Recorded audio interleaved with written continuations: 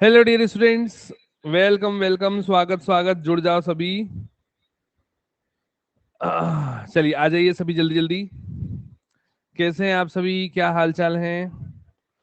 एकदम बढ़िया हैं सभी। सुपर्ब। चलो आ जाओ सभी जल्दी जल्दी। कंफर्टेबल हैं सभी?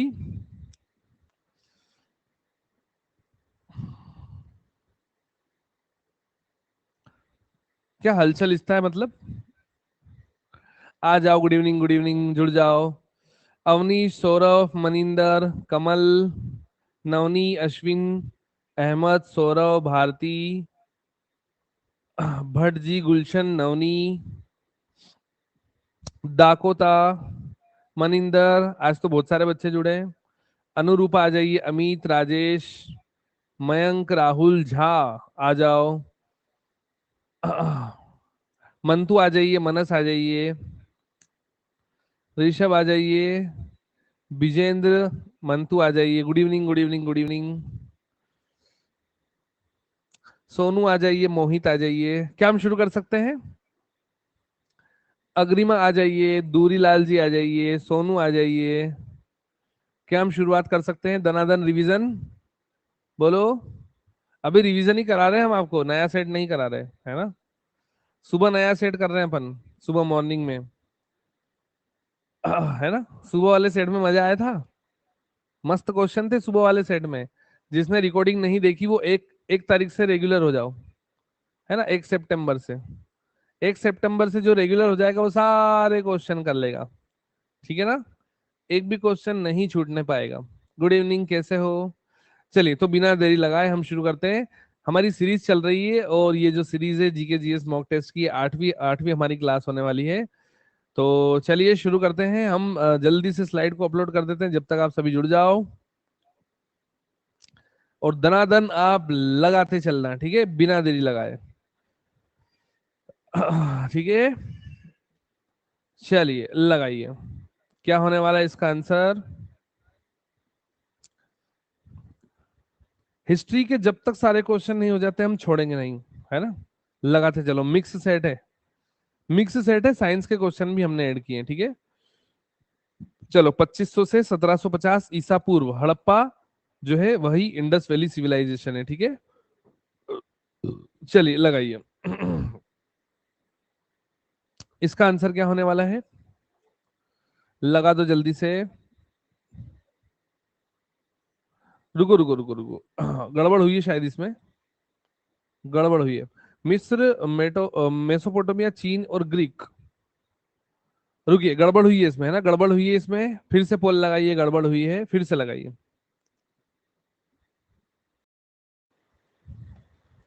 चलो लगा दिया। देखिए, तो जो चीन की सभ्यता थी, है ना, ये इसके समकालीन नहीं थी, है ना? ठीक। तो यहाँ पर सिंधु घाटी सभ्यता निम्नलिखित में से किस सभ्यता के समकालीन नहीं थी? मिस्र, मेसोपोटामिया सभ्यता, चीन की सभ्यता, ग्रीक की सभ्यता, है ना? चलिए। देखिए, यहाँ पर जो है समकालीन की बात हो रही है। और मिस्र, मेसोपोटामिया और ग्रीक, इनके तो बीच में व्यापार हुआ करता था ना, अगर आपको याद आ रहा हो। इन तीनों के बीच में, ग्रीक, मेसोपोटामिया और इजिप्ट, इनके बीच में तो व्यापार होता था। लेकिन चाइना के साथ व्यापार के कोई साक्ष्य नहीं मिलते हैं, है ना? इसलिए ऐसा माना जाता है कि ये समकालीन नहीं थी। तो ऐसा जो है अपने को यहाँ पर थोड़ा सा याद रखना है ना? चलिए, ये क्वेश्चन लगाइए। सिंधु घाटी की सभ्यता कहाँ तक फैली हुई थी? सिंधु घाटी की सभ्यता कहाँ तक फैली थी? अपन ने देखा था ना, मांडा है ना उत्तर में, और अगर अपन पश्चिम की बात करें तो अपन कहाँ पे चलते हैं? देमाबाद है ना बलूचिस्तान। अगर हम दक्षिण में चलें तो यहाँ पर नहीं, देमाबाद तो महाराष्ट्र दक्षिण में है ना, और आलमगीरपुर उत्तर में है, और इधर अपना बलूचिस्तान पश्चिम में। चलिए, तो पंजाब, राजस्थान, गुजरात, उत्तर प्रदेश, हरियाणा, सिंध और बलूचिस्तान, अपना जो है डी उत्तर हो जाएगा, है ना। चलो ये लगाइएगा। तो घोड़े के अवशेष कहाँ पर मिले हैं? घोड़े के अवशेष कहाँ पर मिले हैं, है ना। 100 क्वेश्चन का सेट हमने बनाया है आज, 100 क्वेश्चन का सेट बनाया है। उसके बाद अपना जो रिवीजन चल रहा था उसको हम जारी रखेंगे, है ना। चलिए, सुरकोटदा है ना, सुरकोटदा कहाँ पे आता है? ये गुजरात में है या राजस्थान में? कोशिश करो, कल अपन ने देखा था ना, कहाँ पे है ये सुरकोटदा? सिंधु घाटी स्थल स्थित कालीबंगन कहाँ पे देखने को मिलेगा? हाँ, सुरकोटदा और लोथल हमने गुजरात में देखे थे। कालीबंगन कहाँ पे देखने को मिलेगा? कालीबंगन राजस्थान, गुजरात, मध्य प्रदेश, उत्तर प्रदेश लगाते चलिए और रेगुलर रहने का प्रयास करें। लिंक हम शेयर करते रहते हैं, जिनके पास लिंक नहीं आई वो हमें व्हाट्सएप पे मैसेज कर दीजिएगा, 9039393224, है ना। आप हमें व्हाट्सएप पे मैसेज कर दीजिएगा, हम आपको ग्रुप में जोड़ लेंगे और आपको इंडिकेट करते रहेंगे, है ना, मोटिवेट भी करते रहेंगे। चलिए, तो राजस्थान, आपको यहाँ पर कालीबंगन, कालीबंगन में ईंटों पे नक्काशी मिली है। अगर आपसे पूछे, वो चूड़ियों वाला क्वेश्चन है ना, और ईंटों पे नक्काशी या अलंकरण बोल सकते हैं, ईंटों पे अलंकरण, ईंटों पे नक्काशी। और काली चूड़ियां कहाँ पे मिली है आपको? यहीं पर मिली है ना, कालीबंगन में। मुद्राओं के निर्माण में मुख्य रूप से किस पदार्थ का प्रयोग किया जाता था? है ना, अच्छा क्वेश्चन है ये। हाँ, ईंटों पे अलंकरण बोल सकते हैं अपन उसको, ईंटों पे नक्काशी बोल सकते हैं। 10 बजे से क्लास रहता है, रेडी होना होता है। चलिए, तो यहाँ पर सेल घड़ी, ये जो व्हाइट कलर के चिकने चिकने पत्थर होते हैं ना, जिसको रगड़ते हैं तो चिंगारी निकलती है, ये बिल्कुल वैसा ही है। तो सेल खड़ी, स्टेटाइट, इसको आपको फोकस करना होगा। इसी से वो मुद्रा भी बनाते थे, है ना। चलिए, ये लगाइए, क्या हम हड़प्पा सभ्यता को नव पाषाण युग में माने, या फिर पूरा पाषाण युग में माने, या लोह युग इसे कहें? अच्छा, हड़प्पा सिविलाइजेशन लोहे से परिचित थे क्या? यस और नो? कल हमने क्वेश्चन किया था, गुड इवनिंग, जुड़ जाओ, सभी जुड़ जाइए। हाँ, तो ये लोहे से परिचित नहीं थे, ये तो कांस्य युगीन सभ्यता थी। इन्होंने क्या बनाया था? कॉपर और टीन से ब्रोंज बनाया था। तो सबसे पहली मनुष्य द्वारा खोजी गई अलॉय कौन सी है, मिश्र धातु कौन सी है? तो ब्रोंज ही है ना। कांसे की नृत्य करती हुई मूर्ति हमें यहाँ पर देखने को मिलती है ना। पूरा पाषाण काल में फायर फायर का जो है यहाँ पर इन्वेंशन हुआ है। बाकी जो भी पहिए वगैरह या जो भी चीजें बनी है ना, व्हील, पहिया, वो सब नव पाषाण काल में बनी है ना। अभी वैदिक काल के क्वेश्चन भी करेंगे अपन, आज हमने मिक्स सेट बनाया है। सिंधु घाटी की सभ्यता के लोगों का मुख्य व्यवसाय क्या हुआ करता था, है ना। तो हिस्ट्री, इतिहास एक बार फिर से अपने आप को दोहरा रहा है। कहने का मतलब ये है कि हम एक बार फिर से एनिशियंट हिस्ट्री का रिवीजन करने वाले हैं, है ना। मिडिवल हिस्ट्री और जो है हमारी आधुनिक मॉडर्न हिस्ट्री, हम तीनों जो है एक बार फिर से रिवाइज करने वाले हैं, मजा आएगा। तो एग्रीकल्चर आपको यहाँ पर याद रखना है। पशुपालन, व्यापार, है ना, ये बाद की बात है। कृषि जो है इनका मुख्य व्यवसाय हुआ करता था, ठीक है। चलिए, ये सभ्यता कैसी थी? ग्रामीण थी या अर्बन थी, रूरल थी या अर्बन थी? हम्म अब ये देखो, ये कंट्रोवर्सी यहाँ पे शुरू मत करो कि इंडिया बोले कि भारत बोले, ये भी बहुत चल रहा है न्यूज में, है ना। अभी आप स्टडी पे फोकस करो। देखो, ये नेतागिरी करने का काम नेताओं का है। अभी हमारा जो रिसेंट, जो हमारा कर्तव्य है, दायित्व है, वो हमें जल्दी जल्दी रिवीजन लगाना है और सिलेक्ट होना है, ठीक है। चलिए। तो ये शहरी जो है यहाँ पर सभ्यता थी, ये नगर नियोजन के लिए जाने जाती थी ये सभ्यता। बेहतर इन्होंने नगरों का निर्माण किया, है ना, और वाटर मैनेजमेंट सिस्टम यहाँ पर बहुत अच्छा था इनके पास। पक्की सड़कें इन्होंने बनाई, है ना। सिंधु सभ्यता के घर जो है किससे बनाए जाते थे? तो जल्दी जल्दी लगा लो, है ना, नहीं तो यहाँ पे कंट्रोवर्सी शुरू कर देंगे, नेतागिरी शुरू हो जाएगी, सब अपनी अपनी राय देंगे। चलिए, सिंधु सभ्यता के घर पक्की ईंटों से, देखो, जब इंसान ने खुदाई की ना, दयाराम सानी 1921, राखाल दास बनर्जी 1922, कल किया था अपन ने, तो उन्होंने देखा यार इतनी पुराने समय में ईंट बन गई थी, है ना, ईंट का निर्माण हो चुका था। चलिए उसके बाद आगे चलते हैं। अब हमने थोड़े से साइंस के क्वेश्चन भी किए, ऐड किए, ताकि आपका मन लगा रहे, ठीक है ना। चलिए, बैटरी किस सिद्धांत पे काम करती है? बैटरी किस सिद्धांत पे काम करती है, ताकि है ना बच्चे नाराज ना हो। कुछ हमने साइंस के क्वेश्चन भी ऐड किए। एसिड बेस इंटरेक्शन या फिर इलेक्ट्रोलाइट्स। हम बैटरीज में इलेक्ट्रोलाइट्स का इस्तेमाल करते हैं ना, जैसे अमोनियम क्लोराइड का हमने इस्तेमाल किया है। अमोनियम क्लोराइड ये ड्राई सेल में अपन ने यूज किया है ना। और अगर अपन सेकेंडरी बैटरीज की बात करें तो H2SO4 लिथार्ज हमने यहाँ पर यूज किया। चलिए, इलेक्ट्रोलाइट्स है ना।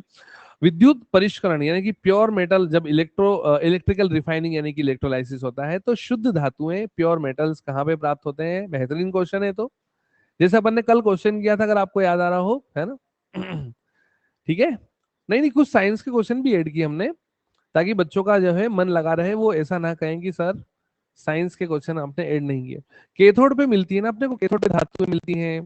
केथोड पे अपने को धातुएं मिलती हैं। विशुद्ध मतलब शुद्ध ही होता है, प्योर मेटल। हमने एल्यूमिना Al2O3 है ना, इसका जब विद्युत अपघटन किया था तो अपने को एल्यूमिना कैथोड पे मिला था ना। एनोड पे अधातुएं मिलती हैं। एनोड पे अधातुएं मिलती है। नॉन मेटल आपको कहाँ पे मिलेंगे? एनोड पे मिलेंगे। मेटल कहाँ पे मिलेंगे? कैथोड पे मिलेंगे, ठीक है। चलिए, देखो साइंस ज्यादा नहीं आता सीजीएल में, वैसे ज्यादा तो कुछ भी नहीं आता। ना तो ज्यादा हिस्ट्री आता है, ना ज्यादा पॉलिटी आता है। मतलब दो दो तीन तीन क्वेश्चन तो सब दूर से मिलेंगे ना अपने को, है ना। चलिए, धारा वहन करते समय सुचालक कैसा होना चाहिए? ये बेहतरीन क्वेश्चन है ना। जैसे मान लीजिए हमारे घर में जो वायरिंग है, मिक्स सेट है, आप चिंता ना करें, है ना। और सुबह वाली क्लास जरूर देखें, सुबह मॉर्निंग में 9 बजे और रात को 11 बजे इवनिंग में, है ना। दो क्लासेस होती है हमारी, सुबह 9 बजे और रात को 11 बजे, ठीक है। चलिए रिफ्रेश करो जिसके पास स्लाइड नहीं आई। देखिए, धारावाहक तार कैसा होना चाहिए? न्यूट्रल होना चाहिए। आपने तो उसको पहले से ही आवेशित कर दिया, है ना।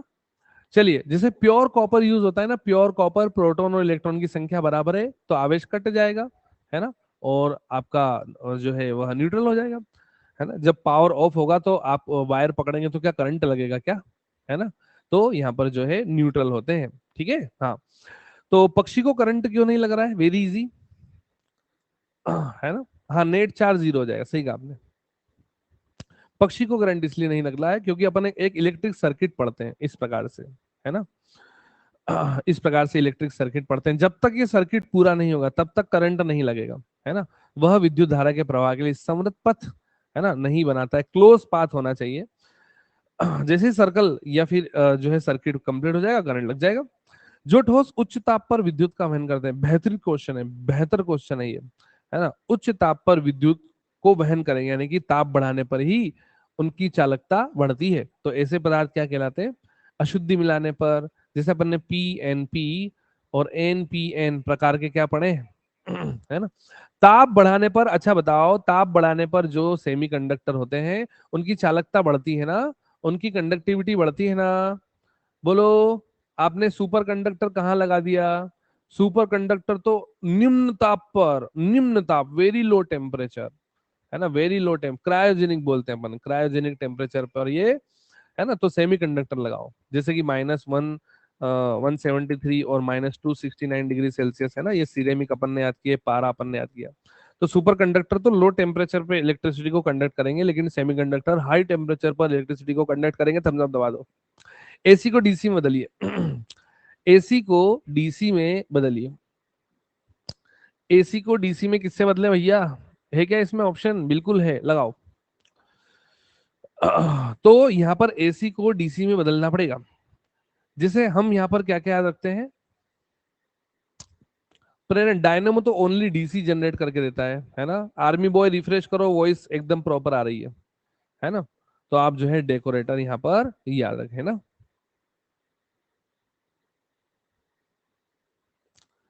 अच्छा, अजब सी अदाएं हैं, ऐसा कुछ, है ना।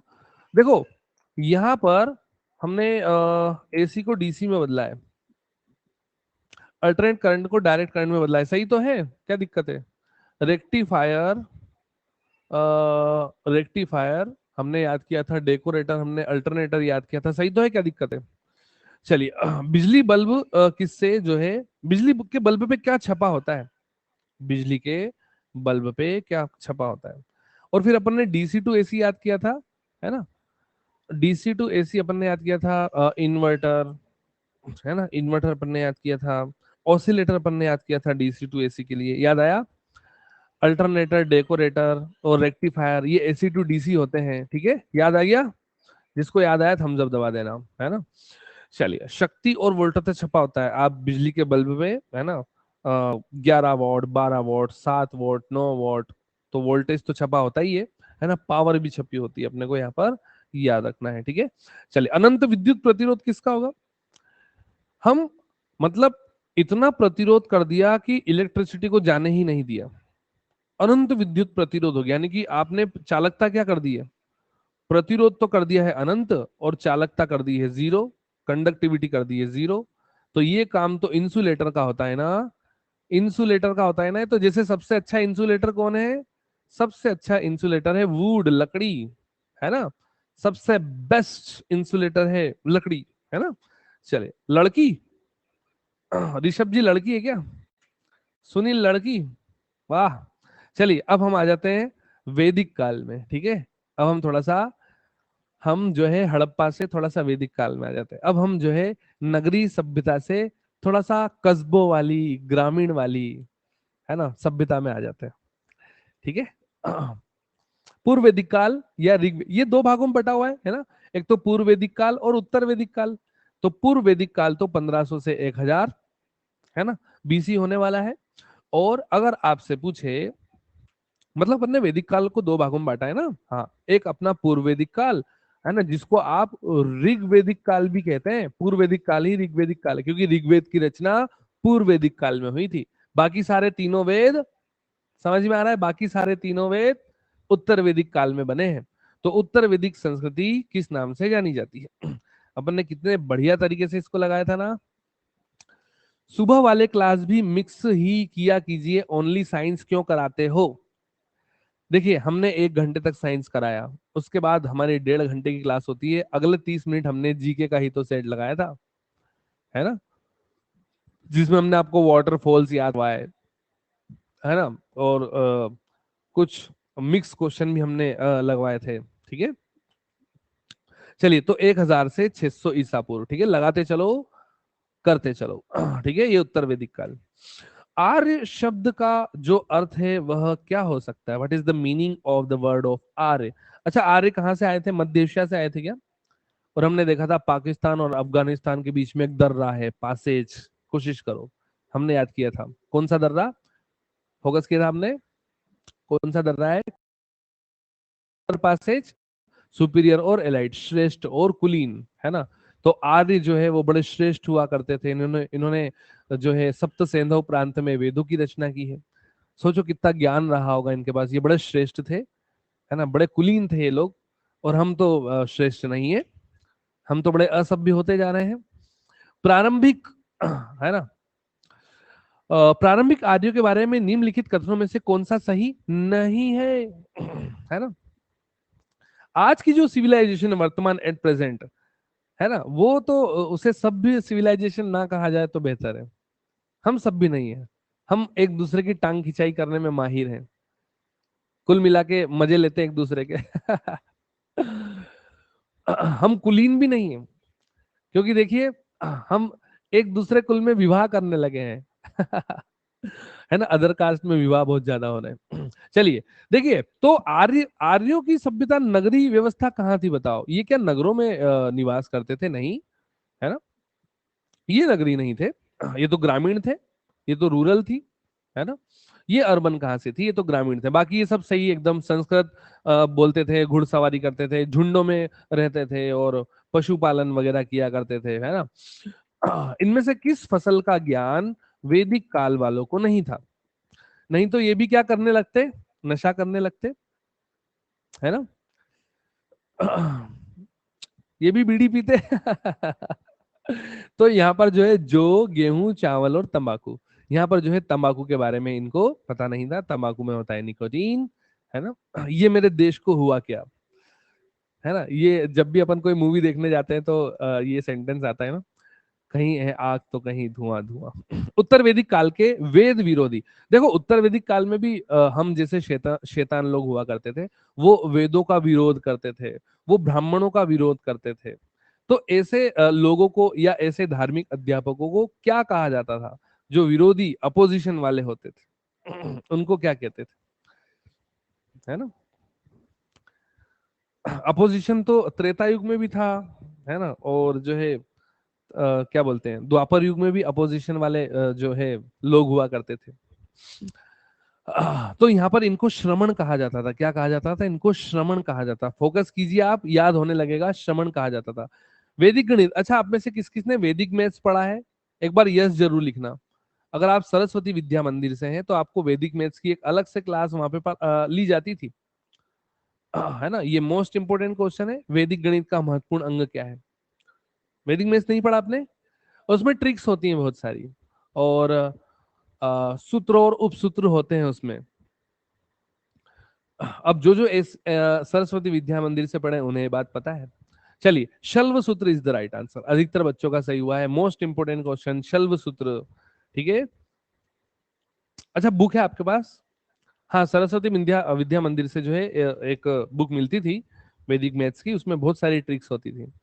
और यकीन मानिए, अभी जितने भी आप मैथ्स की क्लासेस लेते हैं ना, उसमें जो भी आप सिंप्लीफिकेशन के क्वेश्चन करते हैं, जो भी टीचर्स आपको जुगाड़ बताते हैं ना, वो सब वैदिक मैथ्स वाला ही जुगाड़ है। किस वेद में प्राचीन वैदिक युग की संस्कृति के बारे में सूचना दी गई है? ये तो बड़ा आसान रहेगा, है ना। चलिए लगाइएगा, ऋग्वेद, यजुर्वेद, अथर्ववेद और सामवेद। तो यहाँ पर आप जल्दी जल्दी इसको लगा लीजिए। The right answer is Rigveda, है ना। Rigveda is the right answer. आगे चलते हैं। आपको ग्रंथों का सही क्रम लगाना है, यानी कि पहले क्या जो है बनाए गए, उनके बाद क्या बनाए गए, उनके बाद क्या बनाए गए, इस प्रकार से आपको अरेंजमेंट लगाना है। तो सबसे पहले किनकी रचना हुई है? तो स्वाभाविक सी बात है, सबसे पहले तो वेदों की ही रचना हुई है ना।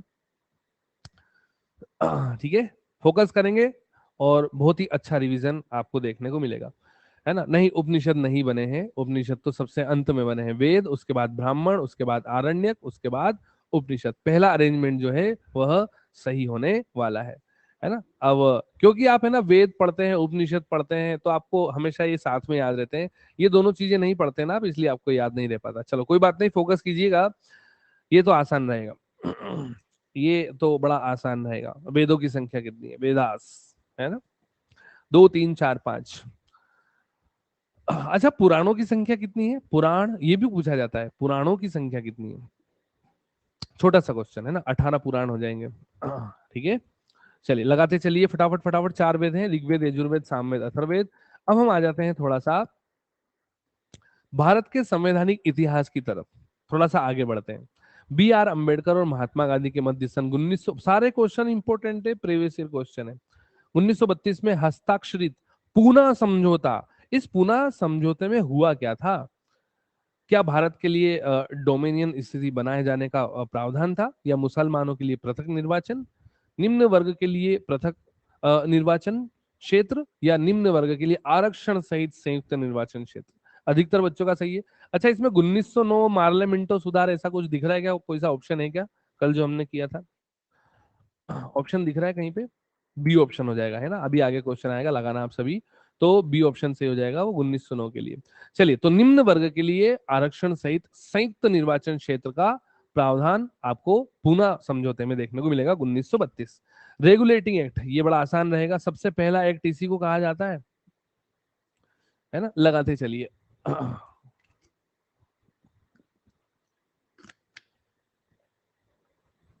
बहुत से बच्चे जीके को बहुत ज्यादा एंजॉय करते हैं, बहुत से बच्चे साइंस को एंजॉय करते हैं, इसीलिए हमने आप दोनों को खुश करने के लिए साइंस के क्वेश्चन भी रखे हैं, है ना। महारानी विक्टोरिया को जो भारत की साम्राज्ञी है कब नियुक्त किया गया था? है ना। Queen Victoria was appointed as the empress of India.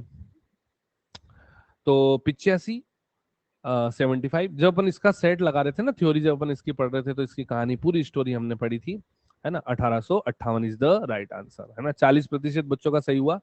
1858 पे फोकस कीजिएगा। मार्ले मिंटो सुधार जो हम यहाँ पर बात करते हैं, है ना, कब आया था? 1909 के आसपास, है ना, लगाइएगा। तो यहाँ पर जो है इसका उद्देश्य क्या था? पृथक निर्वाचन प्रणाली, सेपरेट इलेक्टोरल सिस्टम, भारतीय की भागीदारी बढ़ाना, भारतीयों की युद्ध में सहयोग हेतु तैयार करना, पूर्व स्वतंत्रता देना। तो देखिए मुस्लिम वोट को अलग करना था, है ना। पृथक निर्वाचन प्रणाली, सेपरेट, है ना। चलिए, मार्ले मिंटो सुधार बिल किस वर्ष में पारित किया गया था? 5/9/11/20, 5/9/11/20। देखिए मंडे से हम थ्योरी शुरू कर रहे हैं, ध्यान दीजिएगा। मंडे से हम थ्योरी शुरू कर रहे हैं, थ्योरी, है ना, थ्योरी। और हमने हमारे यूट्यूब चैनल पर साइंस का बहुत सारा कंटेंट पढ़ा के रखा है ऑलरेडी, है ना। अगर आप सिर्फ साइंस पढ़ना चाहते हैं तो आप इस चैनल पे जाइएगा, यूपीएससी पीएससी बाय आनंद सर। और हम शाम को 7 बजे कोशिश करेंगे, वही पुराना समय, शाम को 7 बजे थ्योरी शुरू करेंगे, जिसमें अपन जियोग्राफी, है ना, क्योंकि आप लॉन्गिट्यूड लेटीट्यूड के क्वेश्चन बहुत ज्यादा गलत कर रहे थे, जियोग्राफी शुरुआत करते हैं, है ना, सारी चीजें शुरुआत करेंगे। तो ये चैनल आप ज्वाइन कर लें, यूपीएससी पीएससी बाय आनंद सर, इसे आप सर्च करें और सब्सक्राइब कर लें, ठीक है। हम यूट्यूब पर क्लासेस शुरू करेंगे। अधिकतम जैविक क्षति किससे होती है ना, बायोलॉजिकल डैमेज। 8 बजे, 8 बजे कर लेंगे। जो तुमको हो पसंद वही काम करेंगे। देखिए कैंसर का इलाज कौन सी तरंगों से होता है? कैंसर का इलाज गामा तरंगों से होता है। गामा तरंगों की खोज किसने की थी, जल्दी बताना। क्या पॉल विलार्ड ने की थी? पॉल विलार्ड, है ना। गामा तरंग ये क्या है, म्यूटेशन तक ला सकती है। जैसे हल्क बन गया था ना, गामा तरंगों को एब्जॉर्ब कर सकता था, उसने जो है वो पहन भी लिया था, वो मणिधारक, है ना, चुटकी बजा दी थी उसने। तो गामा तरंगे सेल को डैमेज तो करेंगी ही, साथ में म्यूटेशन भी ला सकती हैं, और ये बायोलॉजिकल डैमेज कर सकती हैं। एक्स किरणों की खोज, कैथोड्रा एक्सपेरिमेंट, एच डेवी, डेवी ने सेफ्टी लैम्प की खोज की। एंटोनी वॉन लेवोसियर, इन्होंने मास कंजर्वेशन दिया, ये फादर ऑफ केमिस्ट्री हैं। फेराडे ने इलेक्ट्रोलाइसिस इलेक्ट्रोमैग्नेटिक इंडक्शन दिया। Röntgen is the right answer. वायुयान का आविष्कार किसने किया है? वायुयान का आविष्कार फ्रैंक विट्टल ने तो अच्छा, फ्रैंक विट्टल ने जेट इंजन खोजा या स्टीम इंजन खोजा? कौन सा इंजन खोजा? फ्रैंक विट्टल की अगर बात करें, ये तो राइट ब्रदर्स आएगा ना, बहुत आता था क्वेश्चन। एक क्वेश्चन जो है, हाँ, जेट इंजन खोजा था। और स्टीम इंजन जो है, भाप का इंजन, किसने खोजा था? जेम्स वॉट ने, है ना। James Watt is the right answer. Christian Barnard करके क्वेश्चन पहले बहुत ज्यादा पूछा जाता था, है ना। क्रिश्चियन बर्नार्ड जो है हार्ट ट्रांसप्लांट सबसे पहला क्रिश्चियन बर्नार्ड, ऐसा कुछ है ना। चलिए, माइकल फेराडे ने इलेक्ट्रोलाइसिस की खोज की। अब हम चलते हैं KNO3, इसको अपन शोरा भी बोलते हैं, है ना। सल्फर की बात करेंगे और वुड चारकोल की बात करेंगे, है ना। वुड चारकोल, इसी से बारूद बनता है ना। जो बारूद के ढेर पर है ना, जिनके घर बारूद के ढेर पर होते हैं, वो मशाल मशाल जलाने की बात नहीं करते, ऐसा कुछ। चलिए, Roger Bacon is the right answer, है ना। अल्फ्रेड नोबल, नाइट्रोग्लिसरीन से इन्होंने डायनामाइट बनाया। Einstein, photo electric effect, Compton effect, photon theory, और रिलेटिविटी थ्योरी के लिए जाने जाते हैं। एलेक्जेंडर फ्लेमिंग, पेनिसिलिन की खोज की थी इन्होंने। जेट इंजन का आविष्कार किसने किया? आगे आपका question. Faraday is very big scientist, है ना। एक क्वेश्चन अपन थ्योरी में पढ़ते हैं कि इलेक्ट्रॉन की खोज जे जे थॉमसन से पहले फेराडे कर चुके थे, है ना। जैसे आप इंडिया पाकिस्तान के मैच में कौन जीतेगा वो आप पहले से ही बता चुके होते हैं, ऐसे ही फेराडे भी जो है इलेक्ट्रॉन की खोज कर चुके थे, लेकिन नाम जे जे थॉमसन का ही लिया जाता है। Frank Whittle is the right answer. Karl Benz ने सबसे पहला ऑटोमेटेड व्हीकल बनाया था। सोलर बैटरीज की बात करते हैं, सोलर बैटरीज, है ना।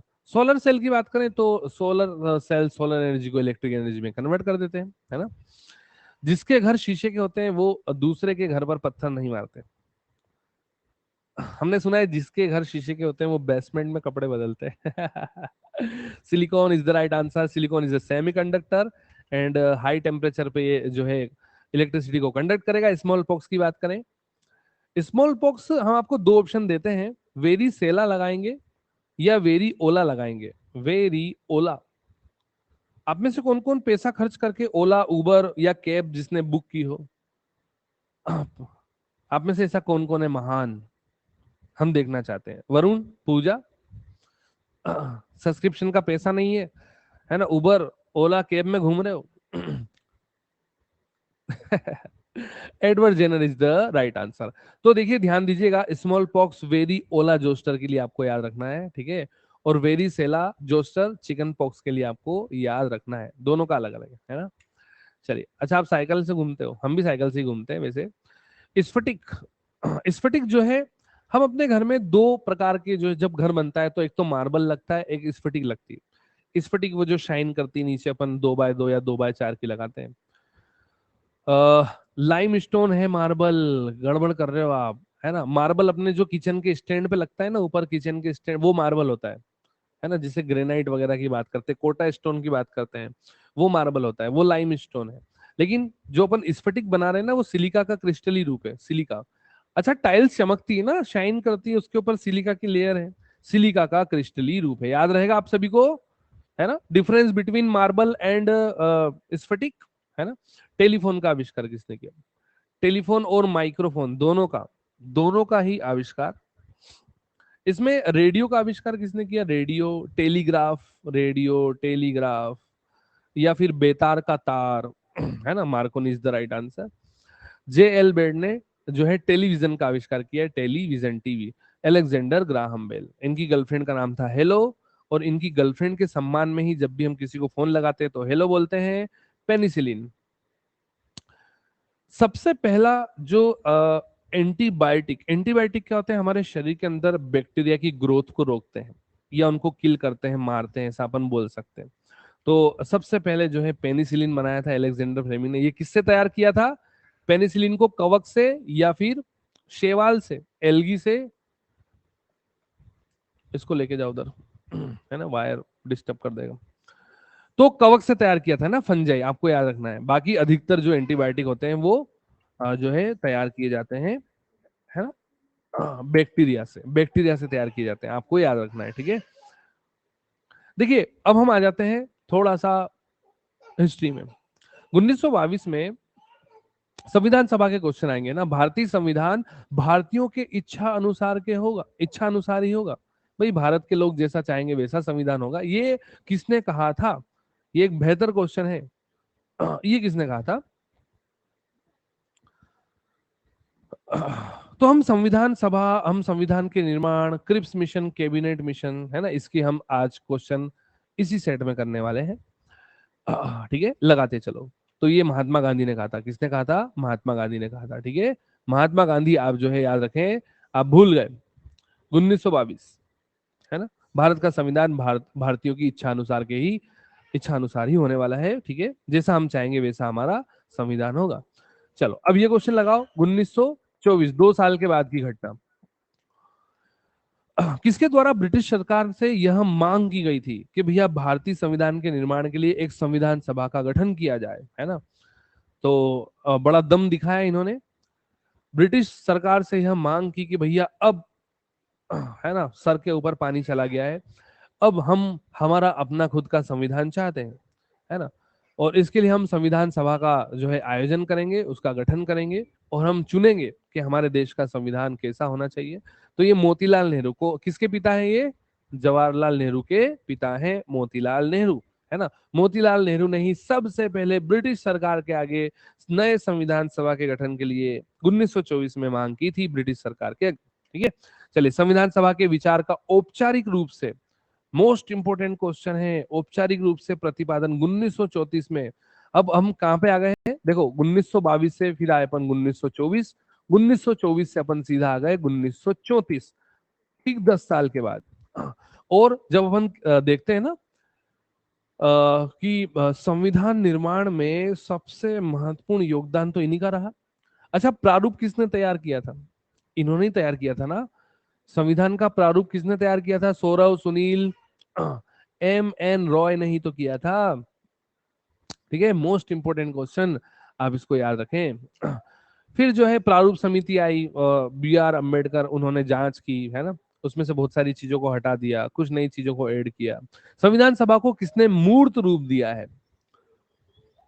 संविधान सभा को किसने मूर्त रूप प्रदान किया? कॉन्क्रीट, है ना, कि भैया लो, अब लोहे का पत्थर, मतलब जो है इसको बना दिया जाए। M.N. रॉय नहीं लगाना है अपने को, ओपिनियन को रॉय कर लेना, रॉय, है ना।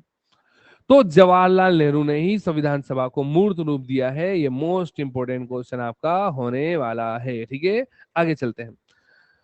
कांग्रेस ने किस वर्ष किसी प्रकार के बाह्य हस्तक्षेप के बिना भारतीय जनता द्वारा संविधान के निर्माण की मांग को लेकर प्रस्ताव पारित किया था? है ना, कांग्रेस ने किस वर्ष किसी भी बाह्य हस्तक्षेप के बिना, चलिए लगाइए, भारतीय जनता द्वारा संविधान के निर्माण की मांग को लेकर प्रस्ताव पारित कर दिया था?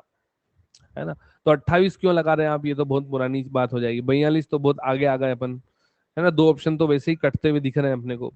The right answer is 1936। 1936, है ना, आप याद रखें। अगर हम 1934 की बात करें तो एम एन रॉय ने औपचारिक रूप से जो है संविधान सभा के लिए, है ना, विचार प्रस्तुत किया था। और फिर 1936 में हमने यहाँ पर जो है ना, कांग्रेस ने, हमने नहीं, कांग्रेस ने, ठीक है, आप इसको याद रखें। 1938 पे बना गए 2 साल बाद। किस व्यक्ति ने वयस्क मताधिकार के आधार पर, कई बार ये क्वेश्चन भी पूछ लिया जाता है कि संविधान सभा का जो गठन हुआ था वो किस आधार पर हुआ था, तो आपको आंसर क्या लगाना होता है? वयस्क मताधिकार के आधार पर, ऐसा आपको जो है आंसर लगाना होता है। ये क्वेश्चन उल्टा भी पूछा जाता है ना। तो यहाँ पर 1938 में, है ना, किस व्यक्ति ने वयस्क मताधिकार के आधार पर संविधान सभा के गठन की मांग की थी? है ना, क्या आप जानते हैं सबसे पहले संविधान सभा की मांग किसने की थी? ये बहुत पुरानी बात है, बाल गंगाधर तिलक। शायद हो सकता है क्वेश्चन आगे आए, आप लगाना, है ना। तो Jawaharlal Nehru, Jawaharlal Nehru is the right answer. 1942 में, है ना, 1942 में किस योजना के तहत यह स्वीकार कर लिया गया कि भारत में एक निर्वाचित संविधान सभा का गठन होगा और युद्ध के उपरांत, ये जो अपना वर्ल्ड वॉर चल रहा था उस समय, है ना, कौन सा वर्ल्ड वॉर चल रहा था जल्दी बताओ, पहला या दूसरा? तो ये जब वर्ल्ड वॉर खत्म हो जाएगा उसके बाद हम आपका संविधान निर्माण कर देंगे। तो ये कौन सी योजना थी? फिर इसको भारत के लोगों ने, मौजूदा सरकार ने नकार दिया था, है ना, सेकंड वर्ल्ड वॉर, है ना। उन्होंने कहा कि भैया एक काम करो, युद्ध खत्म हो जाने दो, फिर हम बनाते हैं आपका संविधान, है ना, हम मदद करेंगे आपकी। चलिए, तो क्रिप्स योजना, और इसको नकार दिया गया था कि नहीं भैया अब हमसे इंतजार नहीं होगा, बहानेबाजी नहीं चलेगी, हमें तो अपना संविधान चाहिए। ठीक है। और फिर इसके बाद कौन सा मिशन आया था? कैबिनेट मिशन आया था। और यहां से, वैसे तो शुरुआत क्रिप्स मिशन से हो गई थी भारत में संविधान निर्माण की, लेकिन फिर कैबिनेट मिशन से अपने को हरी झंडी मिल गई थी, है ना। चलिए, संविधान सभा के गठन की मांग सबसे पहले 1895 में, देखो कितना पुराने चले गए अपन, हम 1922 से भी आगे चले गए, गांधी जी से भी पहले चले गए। 1922 में गांधी जी कहते हैं कि भैया भारत का संविधान भारत के लोगों के हिसाब से होगा। चलिए लगाइए। तो सबसे पहले यहाँ पर संविधान सभा के गठन की मांग 1895 में किसके द्वारा प्रस्तुत कर दी गई थी? ये बहुत जरूरी क्वेश्चन है। अगर आप इतिहास में थोड़ी सी रुचि रखते हैं तो ये क्वेश्चन मजेदार है आपके लिए, है ना। बाल गंगाधर तिलक। आप हमसे रिवीजन करेंगे, है ना, सारी चीजें मजेदार आपको लगने लगेंगी, बस रेगुलर रहो। अब हम भारत के संविधान सभा को गठित करने पर आ गए हैं और हमने बेस बना लिया कि भैया यही आधार है, यहीं से हरी झंडी हमको मिल गई। अब जो है संविधान सभा, और अब हमारा संविधान जो है बनकर रहेगा, है ना। 1920 में डेथ हो जाती है। भारत का संविधान,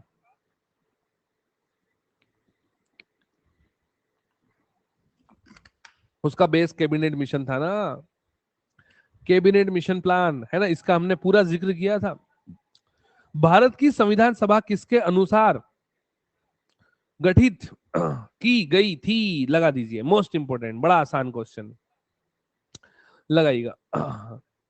अच्छा, आपने बुक भेज दी क्या? सौरव ने देखो बुक भेज दी है। तो ये है आपका कैबिनेट मिशन प्लान, है ना, कैबिनेट मिशन प्लान आपका जो है ना, ये आपका होने वाला है।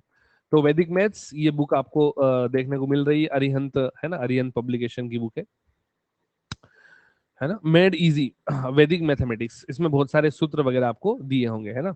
चलिए, हम राष्ट्रीय आय किसे कहें? चलिए थोड़ा सा इकोनॉमिक्स में आते हैं। हम नेशनल इनकम किसे कहें? बाजार मूल्य पर निबल, है ना, निबल तो समझते हैं ना, नेट नेशनल प्रोडक्ट अपन उसको बोल सकते हैं, है ना। तो उत्पादन लागत पर निबल, बाजार मूल्य पर निबल, उत्पादन लागत पर निबल। आपको फोकस करना है उत्पादन लागत पर है ना, आपका जो नेट नेशनल प्रोडक्ट होता है, उसी पे अपन जो है नेशनल इनकम को मेजर करते हैं। मोस्ट इंपोर्टेंट क्वेश्चन, ये तो आसान रहेगा। कल हमने इसका जो है ये कब जो है अस्तित्व में आया, हमने इसका सन देखा था कि केंद्रीय नीति आयोग, वित्त मंत्रालय, केंद्रीय सांख्यिकी संगठन, सेंट्रल स्टेटिस्टिक्स ऑर्गेनाइजेशन, ये किस सन में आया था, कब इसकी स्थापना की गई थी, कौन से सन में इसकी स्थापना हुई थी, है ना। केंद्रीय सांख्यिकी संगठन इज द राइट आंसर। भैया यही तो जो है आय वगैरह जो है आपका लेखा जोखा करने वाली है ये संस्था। आगे चलते हैं। प्रति व्यक्ति आय सबसे ज्यादा कहाँ की होने वाली है, सबसे ज्यादा प्रति व्यक्ति आय कहाँ की होने वाली है ना, सुबह 9 बजे जुड़ना। जो बच्चे पेशेंस खो देते हैं ना, वो थोड़ा सा रेगुलर रहने का प्रयास करें, है ना। हम समझते हैं क्योंकि जो है यहाँ पर डिजिटल इंडिया हमारा होता जा रहा है, ध्यान हमारा भटकता है ना। कई बार क्लास क्वेश्चन गलत होते जाते हैं तो हम इरिटेट होने लगते हैं और हम सोचते हैं चलो क्लास से थोड़ा सा स्किप करें, थोड़ा सा फेसबुक इंस्टाग्राम रील्स देखी जाए, है ना। तो आप जो है भटक रहे हैं आप, ठीक है। वापस आ जाइए, फिर गोवा ले चलेंगे हम आपको, है ना। गोवा मस्त जगह है घूमने फिरने के लिए, गोवा। तो प्रति व्यक्ति आय सबसे ज्यादा गोवा की है। चलिए, चालू मूल्यों पर प्रति व्यक्ति न्यूनतम आय वाला अपन लगा देते हैं। 4-4 5-5 लाख रुपए महीना कमाते हैं गोवा के लोग, और अभी अपने 5,000 रुपए के भी ठिकाने नहीं है। गोवा के लोगों की सैलरी इतनी ज्यादा होती है ना, प्रति व्यक्ति आय बहुत ज्यादा है वहां पर। हाँ, टूरिज्म आपने सही कहा, और फिर वो वहां पे वो कसिनो वगैरह ये सब भी तो चलता रहता है। चलिए, Bihar is the right answer, है ना। बिहार आपका जो है सही होने वाला है, ठीक है। आगे चलते हैं। 67-68 में प्रति व्यक्ति आय 20 रुपए हुआ करती थी, ये सबसे पहले अनुमान किसने लगाया था भैया, ठीक है। बेसिक क्वेश्चन है ये, बेसिक क्वेश्चन तो सही होना चाहिए, जल्दी जल्दी लगाओ, है ना, फटाफट लगाएंगे। अच्छा, एक दिन जाना है। अच्छा, रशियन बहुत आते हैं। सौरभ आप गए हैं क्या वहां पर, दादा भाई नेरोजी, ठीक है, दादा भाई नेरोजी। ड्रेनेज सिस्टम किसने दिया था, ड्रेनेज सिस्टम थोड़ा सा बताएंगे आप ड्रेनेज सिस्टम के बारे में। जैसे भारत का पैसा भारत वालों के लिए ही काम में नहीं आया, है ना, ब्रिटिश वाले सब लूट के ले गए, इसी को तो ड्रेनेज थ्योरी बोलते हैं। ठीक है, तो ये ड्रेनेज थ्योरी दी थी दादा भाई नेरोजी ने, है ना। एक बार पढ़ते हैं अपन। तो भारतीय उत्पाद का वह हिस्सा, प्रोडक्ट का वह हिस्सा जो जनता के उपभोग के लिए, है ना, कि जनता खुद ही उपयोग नहीं कर पाई, कुछ राजनीतिक कारणों से जिसका प्रवाह इंग्लैंड की ओर रहा। भैया ये सारा का सारा प्रोडक्टिविटी कहाँ चली गई, इंग्लैंड की ओर, है ना, जिसके बदले में भारत को कुछ नहीं मिला। इसे ही जो है हम ड्रेन ऑफ वेल्थ कहते हैं।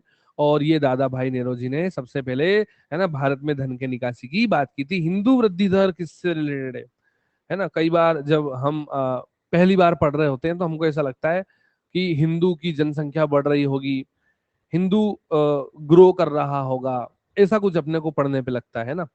लेकिन हिंदू वृद्धि दर किससे रिलेटेड है ना, प्रति व्यक्ति आय से रिलेटेड नहीं है, ये है नेशनल इनकम से रिलेटेड, है ना। हिंदू वृद्धि दर यानी कि अगर राष्ट्रीय आय बढ़ती है तो अपन हिंदू वृद्धि दर की बात करते हैं। चलो इसका अपन थोड़ा सा पढ़ते हैं। हिंदू वृद्धि दर या हिंदू विकास दर, है ना, इसका अर्थ है पहले 6 पंचवर्षीय योजनाओं में भारतीय अर्थव्यवस्था द्वारा हासिल की गई प्रति व्यक्ति विकास दर, है ना, प्रति वर्ष की विकास दर, प्रति व्यक्ति नहीं, है ना, ग्रोथ रेट। तो हिंदू दर एक लंबी अवधि के लिए भारत की आर्थिक विकास की कम दर का वर्णन करने के लिए इस्तेमाल किया जाने वाला शब्द है ना। आमतौर पर यह दर्शाता है देश में धीमी विकास दर से देश अपने आप को संतुष्ट समझ रहा है ना। 1949 में आ जाते हैं। अच्छा, आप में से किसी का जन्म है क्या 1949 में, ये मोस्ट इंपोर्टेंट क्वेश्चन है। राष्ट्रीय आय समिति जब गठित हुई तो इसके पहले अध्यक्ष कौन थे। 49 वाला तो कोई भी नहीं होगा अभी क्लास में, है ना। दादा नाना जरूर होंगे, दादी नानी, है ना। हमारी नानी थी बहुत पुरानी, हमारी नानी कहती थी हमने अंग्रेजों को देखा है।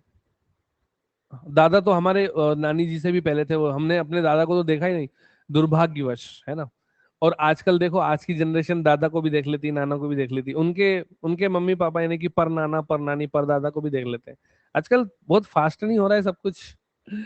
तो यहाँ पर आपको पीसी महालनबिस जो है याद रखना है ना, पीसी महालनबिस मोस्ट इंपोर्टेंट। चलिए अब थोड़ा सा बायोलॉजी में आते हैं। और जीव जंतुओं के नाम दो भाषा में रखे गए हैं। ऐसा किसने जो है प्रपोज किया है कि जीव जंतुओं के पेड़ पौधों के नाम दो भाषा में रखे जाएंगे, और कौन सी भाषा में, ग्रीक या लेटिन? आ जाओ झालावाड़ की धरती से। लेकिन आप भारत की धरती से कहते तो ज्यादा बेहतर होता, क्योंकि हम भारत के लोग, है ना, हम आज भारत का संविधान पढ़ रहे हैं, है ना, भारत की बात हो रही है। कुछ बच्चे तो भारत नाम पसंद ज्यादा कर रहे हैं, इंडिया को बायकॉट कर रहे हैं। Carolus Linnaeus is the right answer, है ना। टू किंगडम क्लासिफिकेशन लेटिन भाषा में जो है पहला शब्द जीनस को दिखाता है, दूसरा शब्द स्पेसिस को दिखाता है। जीवाणु की खोज किसने की? लगाते चलो फटाफट।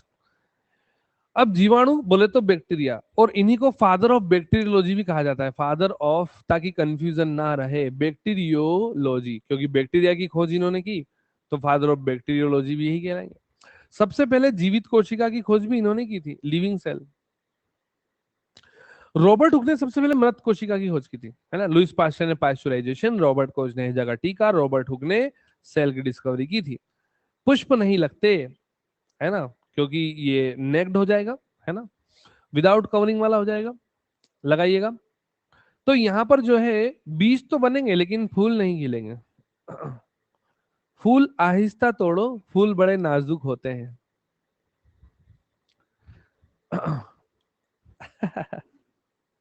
चलिए, तो यहां पर जो है जिम्नो, ये इजी क्वेश्चन भी आपने गड़बड़ कर दिया। जिम्नोइज्म नेक्ट, नेक्ड सीड होते हैं ना, इनके ऊपर कवरिंग नहीं होती, इनके ऊपर जो है कवरिंग से ही तो फ्लावर बनेगा, है ना। जिनके ऊपर कवरिंग होगी वहां से फ्लावर बनेगा, फिर जो है फर्टिलाइजेशन भी होगा, और ओवेरी आपकी फ्रूट में कन्वर्ट हो जाएगी, एंजियोस्पर्म, है ना। ब्रायोफाइटा जो है आपका क्या हो जाएगा? Amphibians of plant kingdom, pteridophyta reptiles, reptiles of plant kingdom. ये एक बेहतर क्वेश्चन है। नॉर्मली जो बैक्टीरियाज होते हैं उनका आकार कैसा होता है ना, नॉर्मली। ये एक बेहतर क्वेश्चन है। देखिए, मोस्टली, अधिकतर और नॉर्मली दोनों अगर शब्द पूछ लिए जाएं तो आपको क्या याद रखना होगा? क्या याद रखना होगा? देखिए, अगर हम देखें तो बैक्टीरिया का जो शेप है वो चारों प्रकार के होते हैं। एक तो स्पाइरल स्क्रू आकार के, एक अपने गोल स्फेरिकल, है ना, स्फेरिकल, जिसको अपन कोकस बोलते हैं। याद आ रहा है? कोकस, कोकस, कोकस आपके गोल बैक्टीरिया होते हैं। रोड लाइक बैक्टीरिया बैसिलस होते हैं। आपको बैसिलस याद आ रहा है? बैसिलस, जैसे लैक्टोबैसिलस, बैसिलस छड़ आकार के बैक्टीरिया होते हैं, इनकी पूंछ होती है। Vibrio cholerae comma like bacteria होते हैं, और अधिकतर बैक्टीरिया रोड लाइक होते हैं। आपको ये याद रखना है ना। डायग्राम में भी आपने कई बार देखा होगा, बैक्टीरिया का डायग्राम कुछ इस प्रकार से दिया होता है, पूंछ होती है फ्लैजिला। जो जीवाणु आकार में छोटे होते हैं, अब देखो सबसे छोटे जो बैक्टीरिया हैं वो माइकोप्लाज्मा है। और अगर अपन माइकोप्लाज्मा पढ़ रहे हैं तो माइकोप्लाज्मा इज नॉट बेसिलस, है ना, याद रखो। बेसिलस रोड लाइक बैक्टीरिया है ना।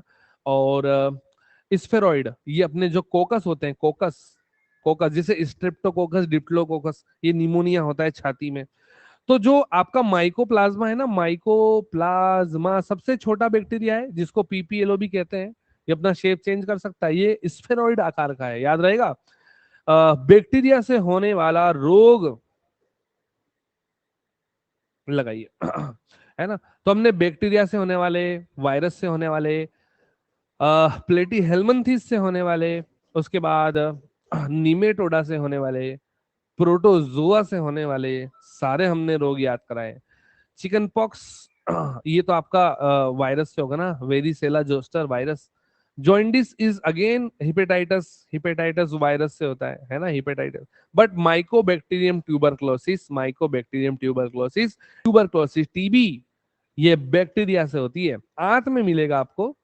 विटामिन के का सिंथेसाइज और हमारे भोजन को डीकम्पोज करने में मदद करता है।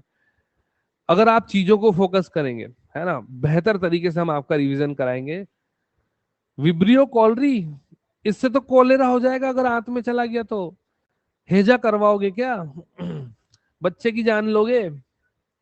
हमारी आंतों में इरिशियाई कोलाई, आपने ई कोलाई बैक्टीरिया जरूर सुना होगा, जरूर सुना होगा, जिसने सुना थम्स अप दबाओ। E coli bacteria, E coli bacteria हमारी इंटेस्टाइन में सीकम वाले एरिया में मिलेगा। सीकम लार्ज इंटेस्टाइन होती है ना, लार्ज इंटेस्टाइन, ये अपेंडिक्स है आपका, यहाँ से जो है इलियम जो है स्मॉल इंटेस्टाइन जुड़ जाती है, तो ये सीकम होता है, सीकम, यहाँ पे ई कोलाई बैक्टीरिया की लोकेशन है। एंटीबायोटिक्स मोस्टली किससे तैयार किए जाते हैं? हमने अभी अभी सबसे पहला एंटीबायोटिक देखा पेनिसिलिन, वो कवक से तैयार हुआ था, लेकिन अधिकांश एंटीबायोटिक किससे तैयार किए जाते हैं, किससे प्रिपेयर किए जाते हैं, किससे बनाए जाते हैं? इस क्वेश्चन को याद रखने का तरीका है, लोहा लोहे को काटता है ना, लोहा लोहे को काटता है।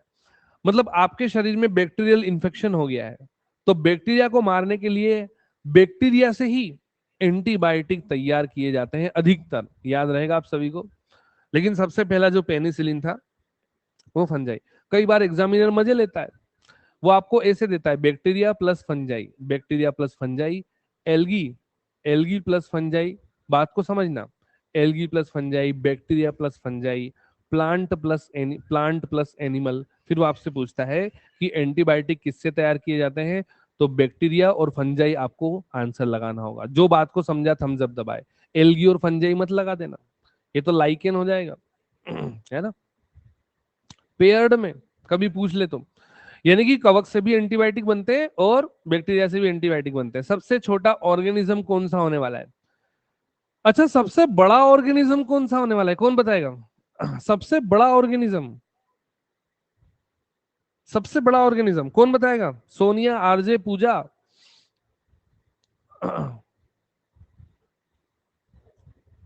सबसे बड़ा ऑर्गेनिज्म ही भूल गए आप, सबसे बड़ा ऑर्गेनिज्म, सबसे बड़ा जीव ही भूल गए आप।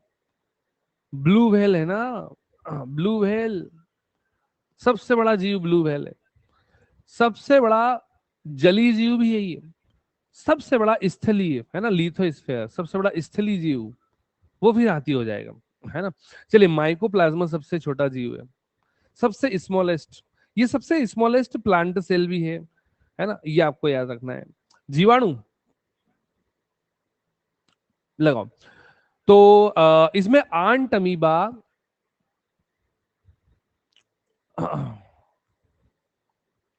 जिंजेवेलिस से क्या हो जाएगा?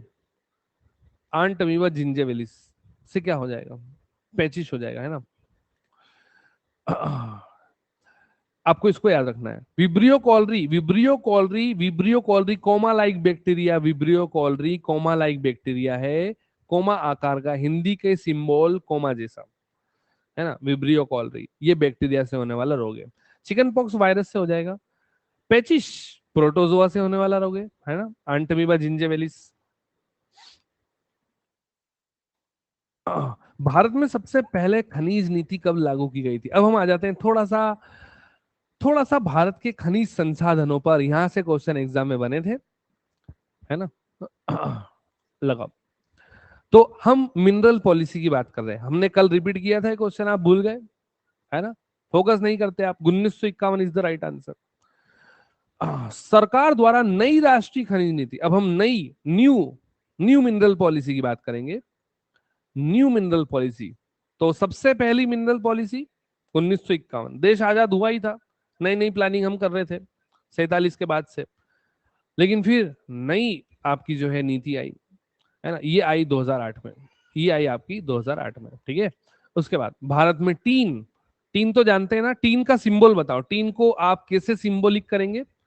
टीन को कैसे सिंबॉलिक करेंगे? जैसे आप क्लोरीन को Cl से सिंबॉलिक करेंगे, चांदी को Ag से, गोल्ड को Au से, है ना, पोटेशियम को K से, सोडियम को Na से।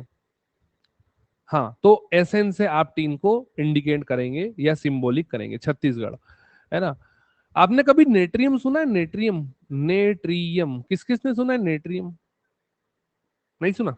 सुन लो, नहीं सुना तो नेट्रियम ही सोडियम है, नेट्रियम ही सोडियम है ना। तो ये सोडियम का जो है लेटिन नाम बोल सकते हो, तो सोडियम को ही नेट्रियम बोलते हैं, इसीलिए सोडियम का आगे से Na उठा लेते हैं, है ना। चलिए, छत्तीसगढ़ में हम चलेंगे, टीन के जो है उत्पादन में अग्रणी राज्य होने वाला है। आगे चलते हैं। सोना, कल हमने कल नहीं, सुबह ही शायद, सुबह हमने आपको कुछ वाटरफॉल्स याद करवाए थे, है ना।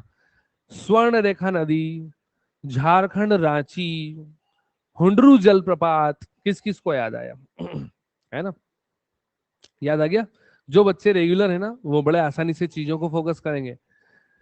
हमने एक बहुत अच्छी आपको बात बताई थी, हम इंजॉयमेंट ढूंढ रहे हैं इंस्टाग्राम की रील्स में, हम इंजॉयमेंट ढूंढ रहे हैं यूट्यूब शॉर्ट्स में, हम इंजॉयमेंट ढूंढ रहे हैं फेसबुक में, व्हाट्सएप में।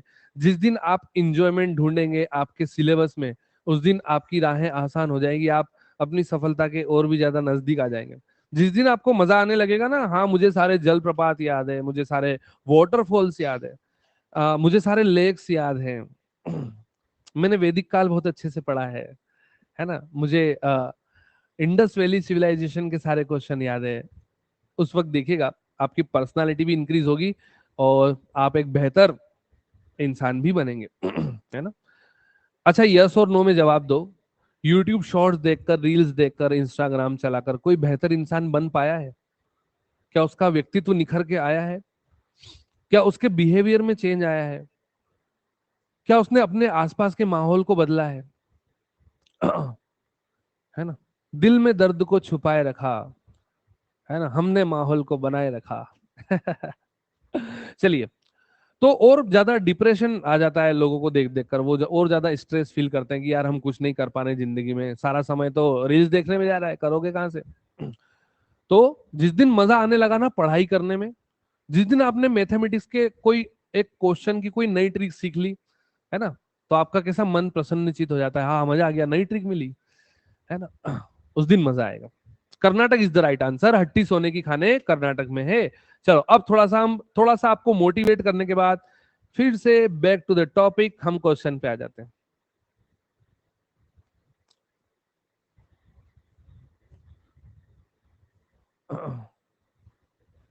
चलिए, the right answer is Degana, Rajasthan का डेगाना, हमने टंगस्टन किया था ना, फिलामेंट होता है। ठीक है, चलिए, भारत का विश्व में प्रथम स्थान, थोड़ा सा स्पीड को बढ़ाया जाए, स्पीड को बढ़ाया जाए, ठीक है, स्पीड को बढ़ाया जाए, आधा घंटा और क्लास होगी अभी तो, है ना। एनर्जी को कम मत होने देना, जितने भी बाहुबली हैं।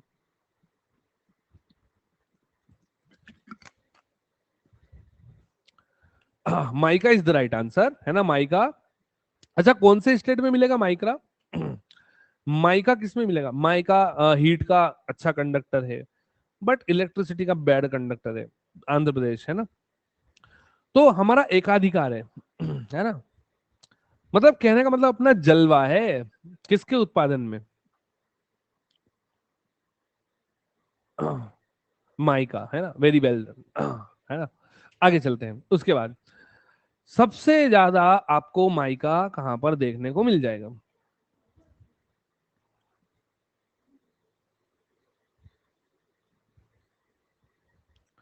चलिए, जलवा है हमारा। किसका डायलॉग है? मुन्ना भैया का डायलॉग है ना, जलवा है हमारा। खनिज पदार्थ के उत्पादन में निम्नलिखित में से कौन सा राज्य प्रथम स्थान रखता है? ये क्वेश्चन कल भी किया था हमने, आज भी आया है।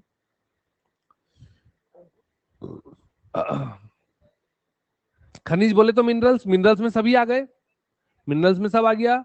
17% के साथ अब वर्तमान में जो है राजस्थान अग्रणी है ना भैया, भूल जाते हो। चलिए, अब थोड़ा सा खट्टे क्वेश्चन करते हैं, है ना, जिंदगी का मजा तो खट्टे में है। ये किसका डायलॉग है?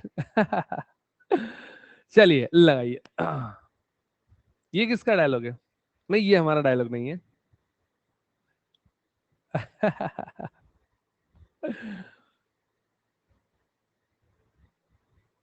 मूवी नहीं देखते आप?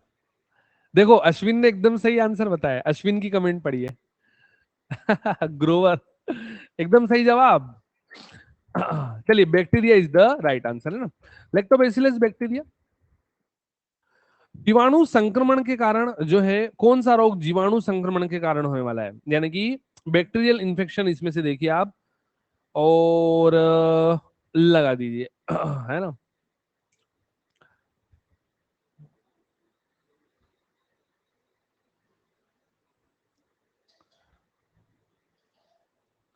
देखिए, दो चीजें हम आपको याद कराते हैं। आंट अमीबा हिस्टोलिका से तो पैचिश होता है, और आंट अमीबा जिंजेवेलिस से पायरिया होता है। पोल नहीं आया था आपके पास? आंट अमीबा जिंजेवेलिस से तो पैचिश होता है, आंट अमीबा हिस्टोलिका से तो पैचिश होता है, आंट अमीबा जिंजेवेलिस से पायरिया होता है। ठीक है, चलिए। कुष्ठ रोग, माइकोबैक्टीरियम लेप्री, हैंसन ने खोज की थी ना। हैंसन डिसीज किसे कहते हैं? लिप्रेसी को ही तो कहते हैं, और ये तो बैक्टीरियल इन्फेक्शन है। दमा तो एलर्जिक है ना, आप प्रदूषण से भी हो जाएगा, ये तो दमा तो है ना, दमा अस्थमा।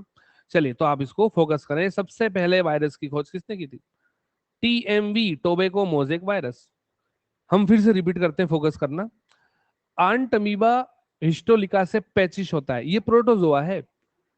आंट अमीबा जिंजेवेलिस से पायरिया होता है। पायरिया वो मसूड़ों में खून आता है ना, विटामिन सी की कमी हो जाती है। इवानोविस्की ने ही तो की थी, एडवर्ड जेनर ने स्मॉल पॉक्स, है ना, Carolus Linnaeus father of chemistry. चेचक के टीके का आविष्कार किसने किया? फादर ऑफ इम्यूनोलॉजी भी इसी कहते हैं। स्मॉल पॉक्स को जो है इन्होंने इन्वेंट किया था, स्मॉल पॉक्स का जो वैक्सीन है। Edward Jenner father of immunology है ना। लुइस पास्चर ने पास्चुराइजेशन दिया, एंटी रेबीज वैक्सीन खोजा, दूध का दही बना दिया। दिमाग का दही तो नहीं हुआ है ना, बाकी सब ठीक है। दूध का दही बन जाए वो चलेगा, है ना, दिमाग का दही नहीं होना चाहिए। पोल गया, फिर से लगा दो, फिर से लगा दीजिए। इसका मतलब दही का दही बड़ा हो गया। दही बड़ा किस किस को पसंद है आपको? मतलब जैसे ही कहीं पार्टी में गए, दही बड़े पे टूट पड़े, कम से कम 4-5 दही बड़े खा के आए। अग्रिमा, सौरव, राहुल, सोनिया। घर पे कब से दही बड़े बनने लगे? आपके घर पे दही बड़े बनते हैं? भाई हमारे घर पे तो आज तक दही बड़ा नहीं बना।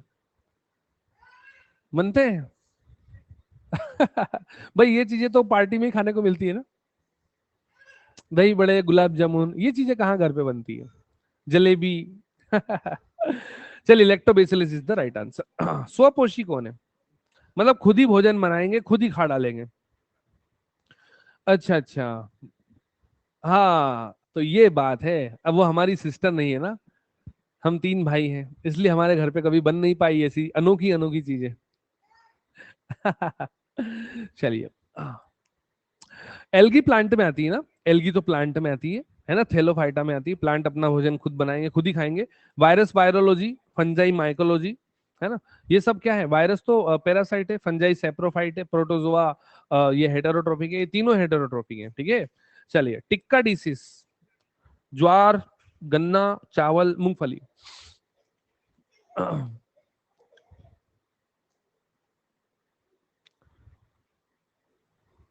अरे आजकल मतलब ये तो बहुत पुण्य किए हो तब जाके ऐसा कुछ हो कि घर पे दही बड़ा बन रहा है, गुलाब जामुन बन रहे हैं, जलेबी बन रही है। इतने पुण्य के काम कहाँ किए हमने? मूंगफली is the right answer. HIV, HIV से क्या होने वाला है?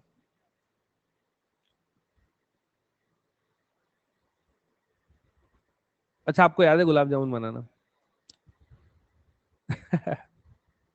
एड्स होता है ना, none of this is the right answer. AIDS होता है, इनमें से कोई नहीं। है ना। वायरस के कारण सी क्या है, एक बार पढ़ना पड़ेगा, है ना, सी को देखना पड़ेगा एक बार, है ना। बाकी ये दोनों तो अपने को याद ही है। सी एक बार चेक करेंगे, अभी तक चेक नहीं किया, है ना, कि वो कौन सा रोग है। वायरस के कारण कौन सा रोग होगा? वायरस, इसमें प्रोटोजोआ की वजह से कौन सा रोग होगा? प्रोटोजोआ, प्रोटोजोआ, प्रोटोजोआ की वजह से।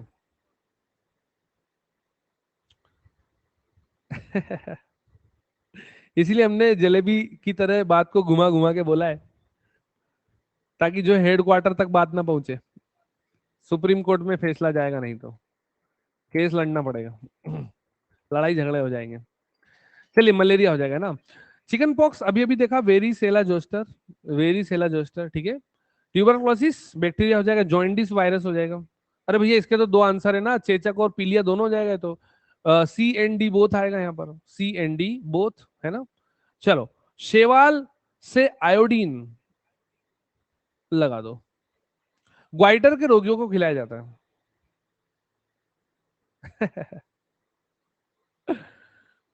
चलिए, back to the topic, personal ना होइए ज्यादा। ज्यादा पर्सनल नहीं होना है।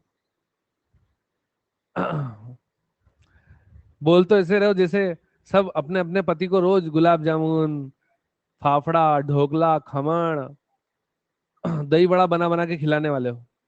कमेंट में तो ऐसे बातें कर रहे हैं आप। सारगासम लेवेनिरा इज द राइट आंसर। चलिए, रैंक देख लो जिसको रैंक देखना है ना, रैंक देख लीजिए। जिसको रैंक देखना है रैंक देख लो जल्दी से फटाफट। आगे चलते हैं, ये क्वेश्चन लगाइए।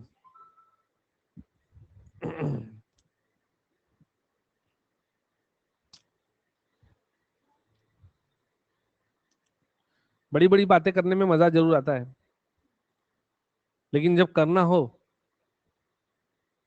तो हाथ पैर में दर्द होने लगता है।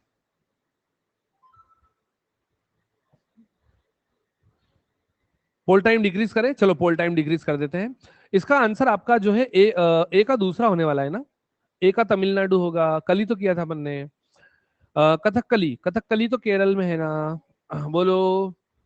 कुचिपुड़ी, कुचिपुड़ी।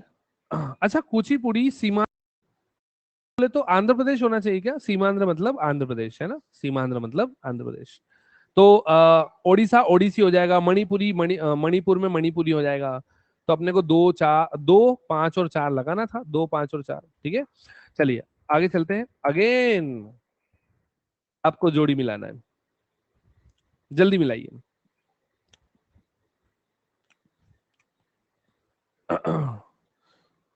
क्या जमाना आ गया है।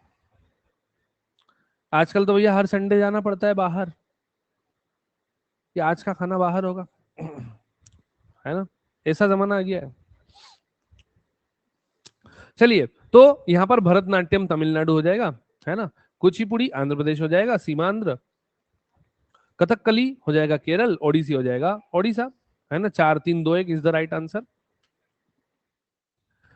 एक इनकरेक्ट है इसमें से, और इनकरेक्ट को करेक्ट करना आपकी जिम्मेवारी है। और हम यहां पर जो है कंफ्यूज है कि जिम्मेवारी शब्द सही है या जिम्मेदारी शब्द सही है। जिम्मेदारी या जिम्मेवारी, आप क्या कहना चाहते हैं इस बारे में? जिम्मेवारी या जिम्मेदारी? वारी या दारी? अच्छा, बी ज्यादा सही है, जिम्मेदारी। तो फिर मोदी जी जिम्मेवारी क्यों बोलते हैं? मोदी जी जब भी शब्द बोलते हैं जिम्मेवारी बोलते हैं। ये हमारी जिम्मेवारी है भाई और बहनों। सिलेंडर 200 रुपए सस्ता है, आपको हमें ही जिताना होगा। चलिए, यहां पर आपका आंसर क्या हो जाएगा? कथकली। कथकली अपन ने देखा था ना, कहाँ का होने वाला है कथकली? कहाँ का होने वाला है? अभी तो देखा था, केरल का होने वाला है, ठीक है। केरल का, कर्नाटक का नहीं है। इसमें से कौन सा सही है? अब इस बार सही पहचानिए।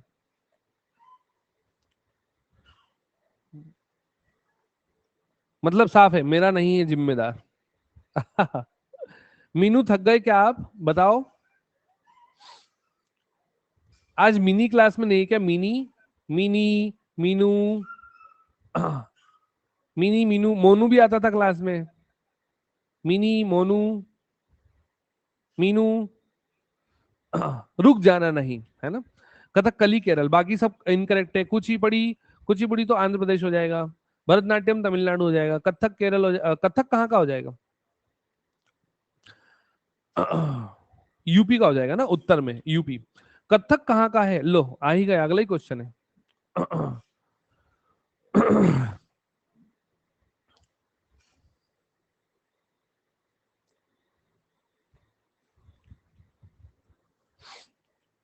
यकीन मानिए हम अपनी संस्कृति खोते जा रहे हैं।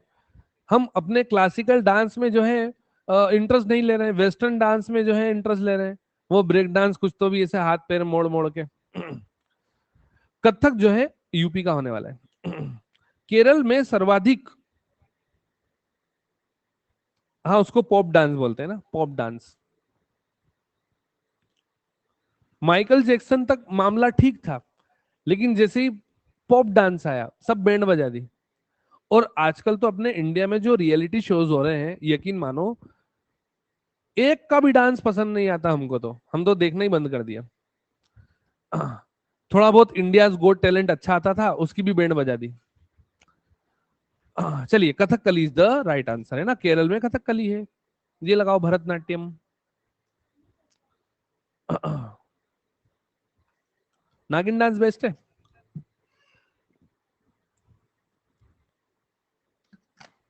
हमने नागिन झील का क्वेश्चन किया था लास्ट टाइम, कल ही किया था। कहां पे नागिन झील? नागिन झील कहां पर है? जम्मू कश्मीर, मोहनी अट्टम पे चलते हैं। देखो बच्चे रेगुलर रहते हैं, सब याद है उनको। सर आप नागिन डांस पूछ लो या किंग कोबरा डांस पूछ लो, सब याद है हमको। किंग कोबरा अपना घोंसला स्वयं बनाता है। भारत का जहरीला सांप है। करेज सबसे जहरीला है, पाइथन सबसे कम जहरीला है।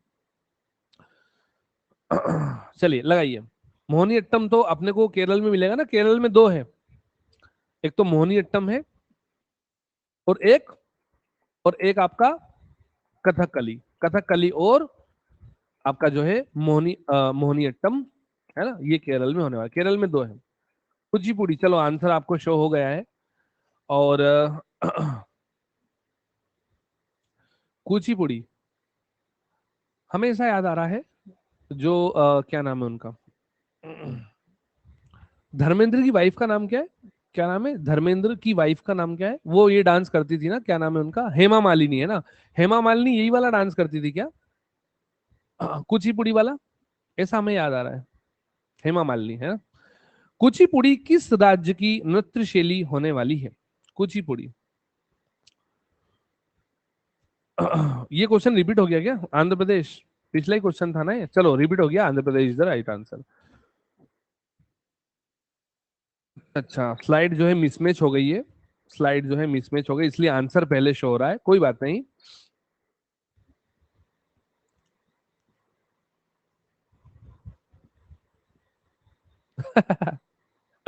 मेरे को तो पता ही नहीं चलता कब नागिन बन जाता हूं, है ना। अच्छा, तू मेरा दुश्मन, मैं नागिन तू सपेरा। ग्रीन हाउस गैस नहीं है, ग्रीन हाउस गैस नहीं है। एक वो नागिन डांस बहुत फेमस हुआ था, वायरल भी हुआ था वो। एक वो टेंट वेंट लगा होता है, किसी गांव वाँव ग्रामीण क्षेत्र का था। तो वो टेंट का जो पोल होता है, वो पोल पे चढ़ जाता है, फिर ऊपर से ऐसे उल्टा लटक जाता है। वो वीडियो बहुत वायरल हुआ था, नागिन डांस वाला। वैसे जमीन पे ऐसा रेंगता हुआ जाता है, पोल पे चढ़ जाता है, टेंट से ऊपर लटक जाता है। चलिए, नाइट्रोजन, ऑक्सीजन, हाइड्रोजन, है ना। मीथेन तो आता है, रिया मीथेन आता है, क्लोरोफ्लोरोकार्बन आता है, कार्बन डाइऑक्साइड आता है। उसके बाद कार्बन मोनोऑक्साइड, सल्फर डाइऑक्साइड, जलवाष्प भी आता है, ये सब आता है। अरे वो तो यूट्यूब शॉर्ट्स में ही वायरल हो गया था, रील की जरूरत ही नहीं पड़ी उसे। खरपतवार, है ना, खरपतवार, सागरी खरपतवार किसका महत्वपूर्ण स्रोत है? जैसे सारगासम सारगासम लेने दिया, है ना। 4 बजे तक रील्स देखते हैं। थोड़ा बहुत देखते हैं, दिमाग रिलैक्स हो जाता है। सिर्फ हमारे पास यूट्यूब है और कुछ भी नहीं है। Iodine is the right answer, sargassum ले मैंने दिया। चलिए, ग्रीन हाउस इफेक्ट सबसे महत्वपूर्ण दो गैसें बताइए।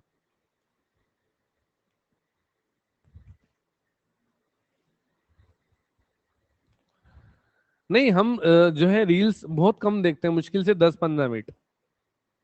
ऐसा नहीं कि घंटों हमने बर्बाद कर दिए, वैसे अपने पास करने के लिए बहुत कुछ है। राज, आपने हमारी तस्वीर लगाई, है ना। कार्बन डाइऑक्साइड और methane is the right answer, है ना। ठीक है, कार्बन डाइऑक्साइड और मीथेन आपका अग्रणी है। ये एक बेहतर क्वेश्चन है ना। National institute of excellence in information engineering, है ना, ये कहां पर जो है लोकेटेड है? ये एक बेहतर क्वेश्चन है। लगाइए। अब जैसे ही आपने जो है इंफॉर्मेशन टेक्नोलॉजी, जैसे ही आईटी आपने देखा शब्द, वैसे आपको लगा देना है आईटी हब। इसको क्या सिलिकॉन वैली टर्म करते हैं अपन, भारत का सिलिकॉन वैली, ऐसा कुछ हमें याद आ रहा है। है ना, बेंगलोर। और इसको गार्डन सिटी भी बोलते हैं ना, गार्डन सिटी। अन अकेडमी का हेडक्वार्टर भी बेंगलोर में ही है, बेंगलोर में ही है अन अकेडमी का हेडक्वार्टर भी। गोबर गैस लगा दीजिए, गोबर गैस लगा दीजिए। हाँ, पढ़ते हैं, रुको। घर में है, फोन पे बात करते हैं क्या मेम से? सर आप घर में ही फोन पे बात करते हैं क्या मेम से? भाई घर में ही है तो फोन पे बात करने की क्या जरूरत, डायरेक्ट बात कर लेंगे ना। चूहों का विष। अच्छा, आप में से किस किस के घर पे चूहे बहुत आतंक मचा रहे हैं?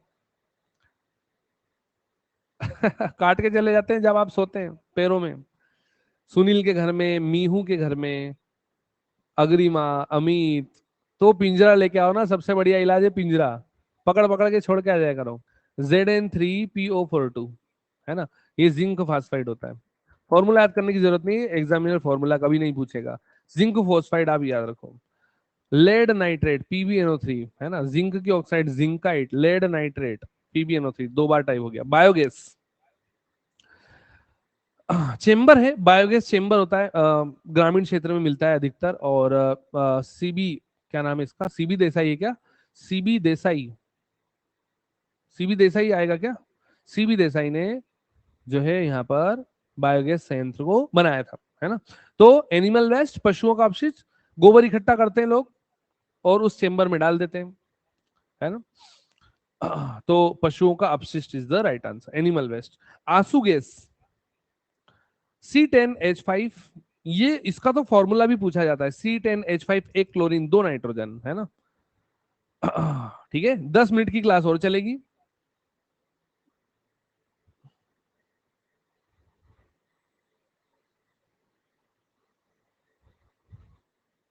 अनअकैडमी से SS का ऑप्शन क्यों बंद कर दिया? पहले जो क्वेश्चन रॉन्ग होते थे SS लिख के देखा। अच्छा, स्क्रीनशॉट, SS बोले तो स्क्रीनशॉट, क्योंकि आप जो है सब्सक्रिप्शन नहीं ले रहे ना, कमाई कैसे होगी बताओ? स्क्रीनशॉट से ही सब पढ़ लोगे तो कमाई कैसे होगी? कमाई बंद हो जाएगी हमारी।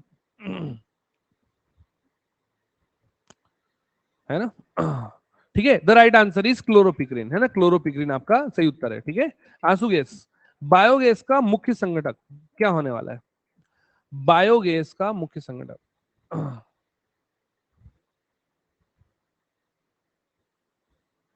देखो, अब हमें 5 साल होने वाले अन अकेडमी पर, तो कंपनी हमारे बारे में नहीं सोचेगी तो किसके बारे में सोचेगी बताओ? मतलब किसी एक कंपनी में 5 साल लगातार काम करना, ये एक बहुत बड़ी बात होती है। हम भी मतलब अचंभित हो रहे हैं कि हमें 5 साल होने वाले, पता ही नहीं चला। टाइम फ्लाइज, पता ही नहीं चला। Methane is the right answer. भीड़ को तितर बितर कर दिया है ना, कंपटीशन बढ़ गया है, बहुत सारी टेक कंपनी आ गई हैं, लगाइए। है ना, क्राउड जो है सेपरेट हो गया है, बढ़ गया है।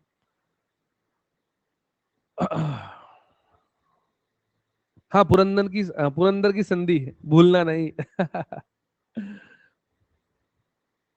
चलिए, क्लोरीन जो is the right answer. Chlorine देखा था ना, C5H10 एक क्लोरीन दो नाइट्रोजन। तो भीड़ को तितर बितर करने के लिए आंसू गैस के गोले दाग दिए जाते हैं, है ना, उसमें क्लोरीन होता है, आंखें जलन करने लगती है, लोग भाग जाते हैं वहां से, है ना। और ऐसे टकराते हैं भागते भागते एक दूसरे से, पेड़ों में घुस जाते हैं, क्योंकि आंख तो खुलती नहीं ठीक से। चलिए, तो स्वीटेक्स नाम की औषधि आती है, डायबिटीज वालों को दी जाती है। इसमें कितनी कैलोरीज होती हैं? है ना, लगाओ। जैसे कोई डायबिटीज वाला बंदा है तो उसको चावल खाने से मना कर दिया जाता है, बेचारे की जिंदगी, है ना, उसको चावल, गुलाब जामुन, रोटियां खाने से मना कर दिया जाता है। हम करे तो करे क्या, खाए तो खाए क्या, ऐसी स्थिति हो जाती है। 0 कैलोरीज होती है, क्योंकि कैलोरीज ज्यादा अगर बर्न होगी तो शुगर, कैलोरीज बोले तो शुगर, है ना। चलिए, एस्बेस्टोस कैल्शियम की सिलिकेट और मैग्नीशियम की सिलिकेट होती है, ये एस्बेस्टोस होता है ना। भारत में अच्छा खासा उत्पादन भी है इसका, अपन ने खनिज संसाधन में लगाया था। किसी को याद आ रहा है क्या राज्य? बताने का प्रयास जरूर करें, है ना।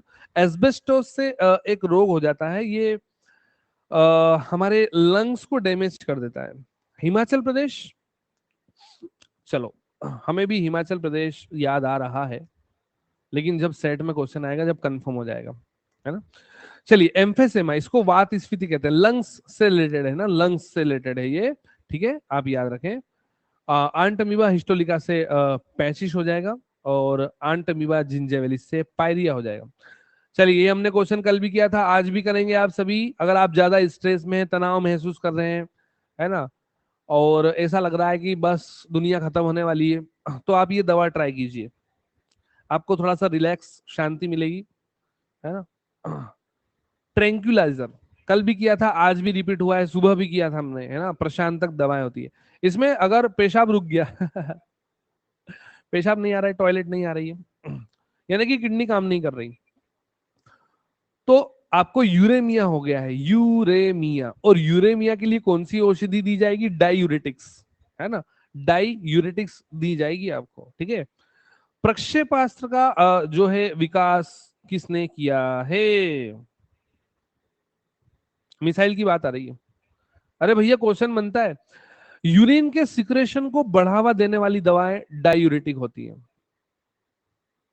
साइंस पढ़ रहे हैं अपन, सारी चीजें अपने जो अभी मतलब जो क्वेश्चन है, प्रीवियस ईयर क्वेश्चन है, वो तो अपने को याद रखने ही पड़ेंगे ना। चलिए, वर्नर वॉन ब्रॉन, आपने आपने तो जो है ओपेनहाइमर लगा दिया, ये तो एटम बम के लिए आपको लगाना है। सुबह जुड़ना, सुबह 9 बजे, सुबह 9 बजे 1.5 घंटे की क्लास होती है, रात को 11 बजे भी 1.5 घंटे की क्लास होती है ना। अच्छे से रिवीजन करो और सफल हो जाओ। सेमुअल कोहेन ने नाइट्रोजन बम खोजा, एडवर्ड टेलर ने हाइड्रोजन बम खोजा, जे रॉबर्ट ओपेनहीमर ने एटम बम को डेवलप किया, एटम बम को खोजा था ऑटो हन ने, याद रखेंगे। आजकल जो है टेक्नोलॉजी टेक्नोलॉजी मिशन में क्या शामिल हो गया है ना। टेक्नोलॉजी, देखिए, हमारी मजबूरी है, क्योंकि जब संधि होती है ना, तो जो शर्तें डिसाइड होती है वो लागू हो जाती है, उनका पालन हमें करना पड़ता है। वेजिटेबल्स, है ना, आजकल टेक्नोलॉजी में भी वेजिटेबल्स आ गई हैं, है ना। सेक्स हार्मोन्स का पता किसने लगाया था? और सेक्स हार्मोन्स तो जानते हैं ना। अच्छा, हम आपको दो ऑप्शन देंगे, एंड्रोजन और एस्ट्रोजन। कोशिश करेंगे इसमें से मेल सेक्स हार्मोन कौन सा है, कोशिश करेंगे एंड्रोजन या एस्ट्रोजन, तो आप एंड्रोजन लगा देना। फीमेल सेक्स हार्मोन हो जाएगा एस्ट्रोजन, है ना, यही ब्यूटी, एफिशिएंसी और जो है सेक्स हार्मोन है, याद रखेंगे। एडवर्ड कॉल्विन में जो है मेल गैमिट और फीमेल गैमिट, टेस्टाइज और ओवेरीज, है ना, याद रखेंगे। आगे चलते हैं। सबसे प्रचुर अक्रिय गैस कौन सी है? तो आसान रहेगा ना, 0.93 इसका प्रतिशत रहेगा, 0.93 इसका जो है परसेंटेज रहेगा।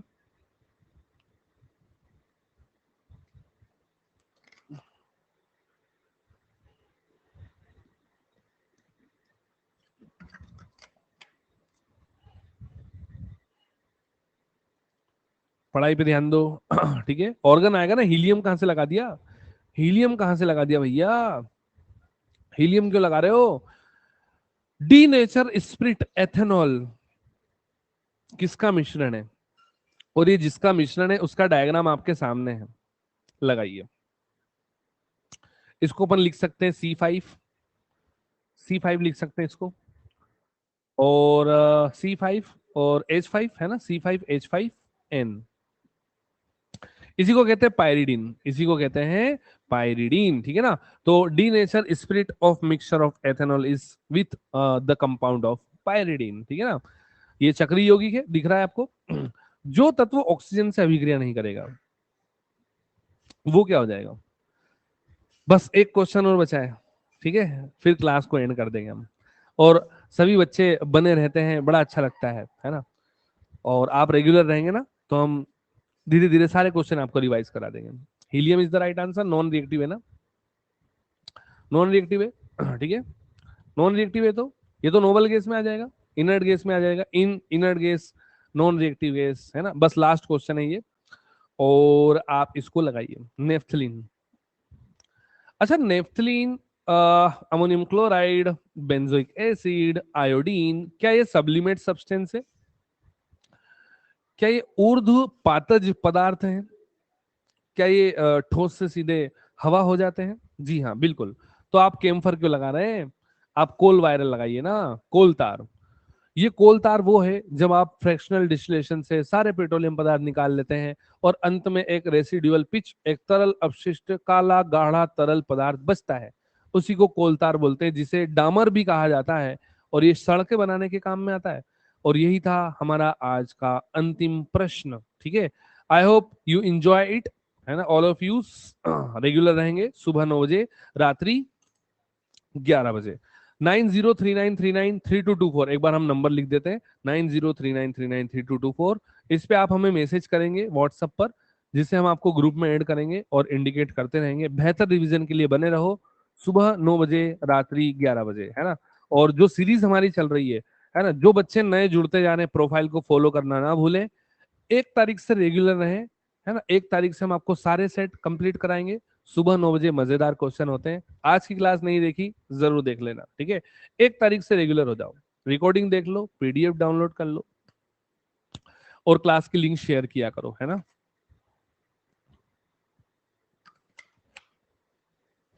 और हाँ, आज तो जन्माष्टमी है, सही कहा आपने, हम तो भूल ही गए थे। तो सभी को जन्माष्टमी की ढेर सारी शुभकामनाएं। मटकी फोड़िए। मटकी में क्या दही होता है ना, दही होता है, चॉकलेट डाल देते हैं उसमें, मिठाइयां डाल देते हैं, मखाने डाल देते हैं उसमें, है ना, दही में दूध डाल देते हैं, मटकी फूटती है ना। मैया मोरी मैं नहीं माखन खायो, ओ मैया मोरी मैं नहीं माखन खायो। तो इस पंक्ति में इतना खूबसूरत वर्णन दिया गया है कि कृष्ण भगवान मैया को कहते हैं, मैया मैं नहीं माखन खायो। इसके दो अर्थ निकलते हैं, मैं नहीं माखन खायो और मैं नहीं माखन खायो, है ना। बहुत ही अच्छा वर्णन हमारे देश के जो संत महात्मा है, इस लाइन का बहुत ही सुंदर वर्णन वो करते हैं। मैया मोरी मैं नहीं माखन खायो, है ना।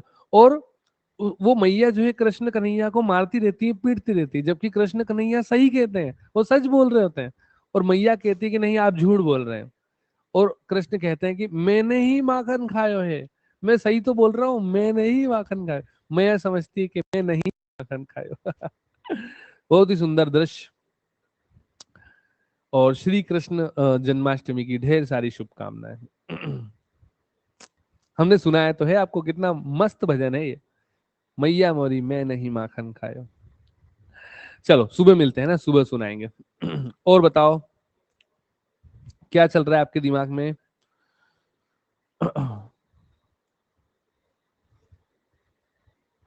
अच्छा, पिज्जा, आपको पिज्जा बनाना याद है? अरे वाह, मोबाइल में देख देख कर सब सीख गए है ना। एक जमाने में लड़कियों को रोटी तक बेलना नहीं आती थी, और आज वो मोबाइल में देख देख कर चाउमीन, पिज्जा, मोमोज सब बना ले रहे हैं। टेक्नोलॉजी है ना, डिजिटलाइजेशन। मेरा देश बदल रहा है, ये मेरे देश को हुआ क्या। गौतम रेगुलर रहो, है ना, रेगुलर रहो गौतम, सुबह 9 बजे, है ना। देखो रेगुलर रहोगे तो ही कुछ सीखने को मिलेगा, कुछ 2-4 क्वेश्चन याद रहने लगेंगे, ठीक है। अगर रेगुलर नहीं रहेंगे, एक दिन क्लास अटेंड करेंगे, 2 दिन तड़ी मारेंगे, कोई फायदा नहीं। हम अपनी जिम्मेदारी निभाएंगे बखूबी, है ना।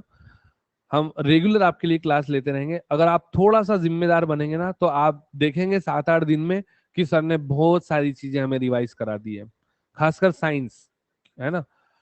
बाकी अपन जीके भी बेहतर पढ़ रहे हैं। और हम सोमवार से तो थ्योरी भी शुरू कर रहे हैं यूट्यूब चैनल पर, है ना।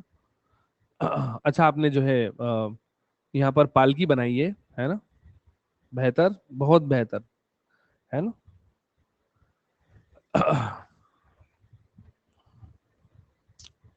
वो धनिया मिश्री का भोग भी लगता है ना, धनिया मिश्री का माखन का भोग लगता है ना। धनिया मिश्री का भोग लगता है ना। और कई लोगों ने तो शायद आज सेलिब्रेट कर ली, कई लोग जो है कल सेलिब्रेट करेंगे। हमारे उज्जैन में भी ऐसा होता है। गोपाल मंदिर हमारे यहाँ पे है, द्वारकाधीश का मंदिर, गोपाल मंदिर। तो वहां पे आज मटकी फूट गई, बाकी जो है कल रात को फोड़ेंगे। आज ही वैसे देखा जाए तो, है ना। तो हमारे यहाँ पे ना द्वारकाधीश का मंदिर है, कभी आप उज्जैन आएंगे ना तो गोपाल मंदिर द्वारकाधीश का मंदिर है, अगर आपने देखा हो उसको सर्च करके भी आप देख सकते हैं। बहुत ही खूबसूरत द्वारकाधीश का मंदिर, बहुत पुराना है। उज्जैन तो वैसे ही आप अपन वैदिक काल से पढ़ते आ रहे हैं, बहुत पुरानी नगरी है उज्जैन तो। हम उज्जैन में ही तो रहते हैं, उज्जैन मध्य प्रदेश। शिवराज, आप कहाँ रहते हैं?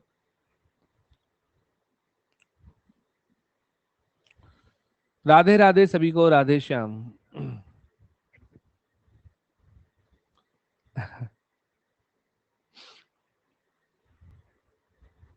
राधा ढूंढ रही, किसी ने मेरा श्याम देखा, श्याम देखा, घन श्याम देखा,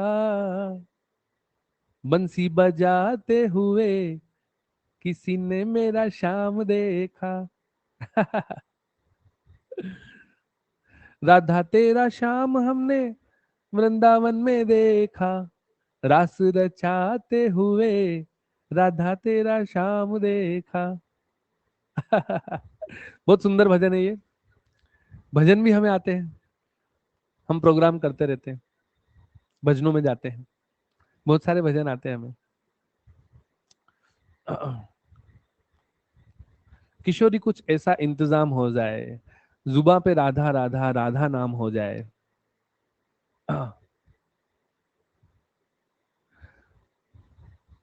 दिल ढूंढता है फिर वही फुर्सत के रात दिन। हाँ, एक और भेजा। चलो एक दो भजन आप याद दिलाइए, हम सुनाने का प्रयास करते हैं। श्यामा, श्यामा आन बसो वृंदावन में। श्याम आन बसो वृंदावन में, मेरी उम्र बीत गई गोकुल में। और कोई सा अच्छा, हम श्याम को डेडिकेट करते हुए भजन सुनाते हैं। अभी तो वो क्या बोलते हैं, तीन बाण, नीले घोड़े वाले, तीन बाण के वो क्या बोलते हैं, खाटू श्याम, बहुत फेमस हो रहे खाटू श्याम, लोग बहुत जाते हैं वहां पर। हम भी 2 बार होके आए हैं। शीश के दानी, है ना, हारे का सहारा बाबा श्याम हमारा, बोल हारे के सहारे की जय। अरे भैया स्पैम मैसेज मत करो। मुझे नींद ना आए, मुझे चैन ना आए, कोई जाए जरा ढूंढ के लाए, न जाने कहाँ दिल खो गया। भाई इधर हम जो है जन्माष्टमी सेलिब्रेट कर रहे हैं, उधर आप दिल लड़ा रहे हैं। यशोमती मैया से बोले नंद लाला, राधा क्यों गोरी, मैं क्यों काला। बोली मुस्काती मैया, सुन मेरे प्यारे, गोरी गोरी राधिका के नैन कजरारे, काले नैन वाली ने हो, काले नैन वाली ने ऐसा जादू डाला, इसीलिए काला। ये भी बहुत अच्छा भजन।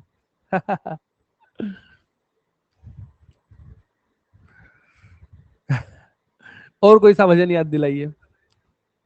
आज हम जन्माष्टमी सेलिब्रेट करते हैं, हम हर त्योहार सेलिब्रेट करते हैं।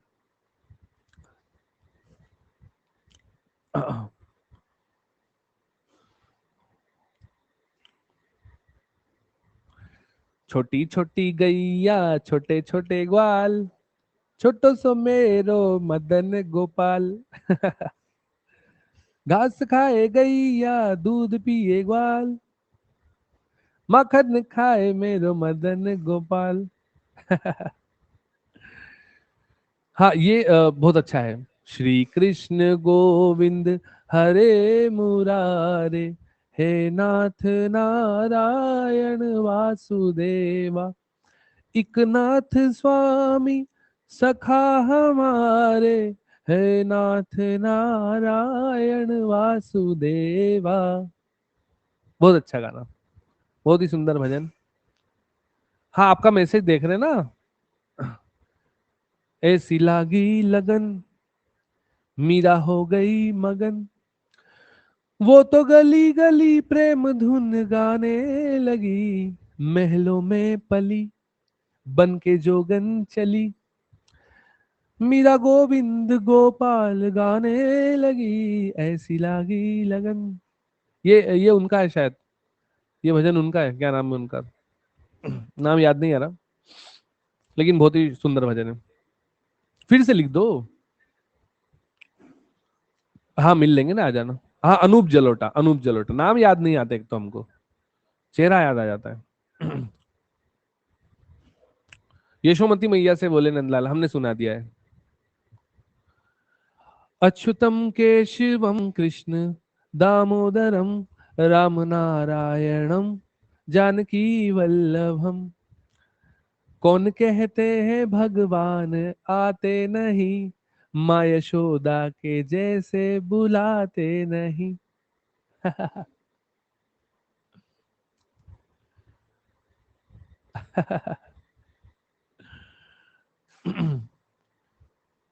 सोनिया मुझे मोरी, एक गाना हमें बहुत अच्छा याद आ रहा है,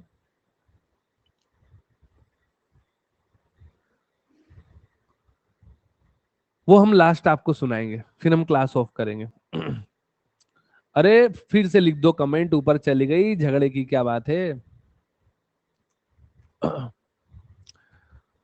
ये राधा और कृष्ण का जो है, वो जब मिलते हैं आपस में तब की ये पंक्तियां हैं। पन घट पे मोरी बैया मरोड़ी, मैं जो बोली मेरी मटकी ही फोड़ी, मुझको कन्हैया मिल जाएगा जिस दिन, छीन लूंगी मुरली में उस दिन, छलिया मन मोहना, मैं तो दौड़ी दौड़ी चली आई रे मैं तो दौड़ी, कैसी मुरलिया बजाई रे, छलिया मन मोहना। बहुत ही सुंदर भजन। चलिए so bye bye, take care, happy Janmashtami सभी को, है ना, अच्छे से एंजॉय करो, मटकी फोड़ो, है ना।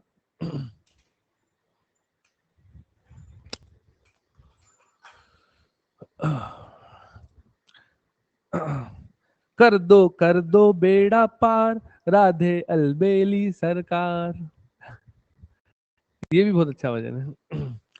एक वो भी बहुत अच्छा भजन है, किशोरी कुछ ऐसा इंतजाम हो जाए, जुबा पे राधा राधा राधा नाम हो जाए। श्री कृष्ण गोविंद हरे मुरारी है नाथ नारायण। हाँ ये हमने सुना दिया आपको। अच्छा आपने भी पूजा की है, बेहतर, खूबसूरत, कल हम भी पूजा करेंगे।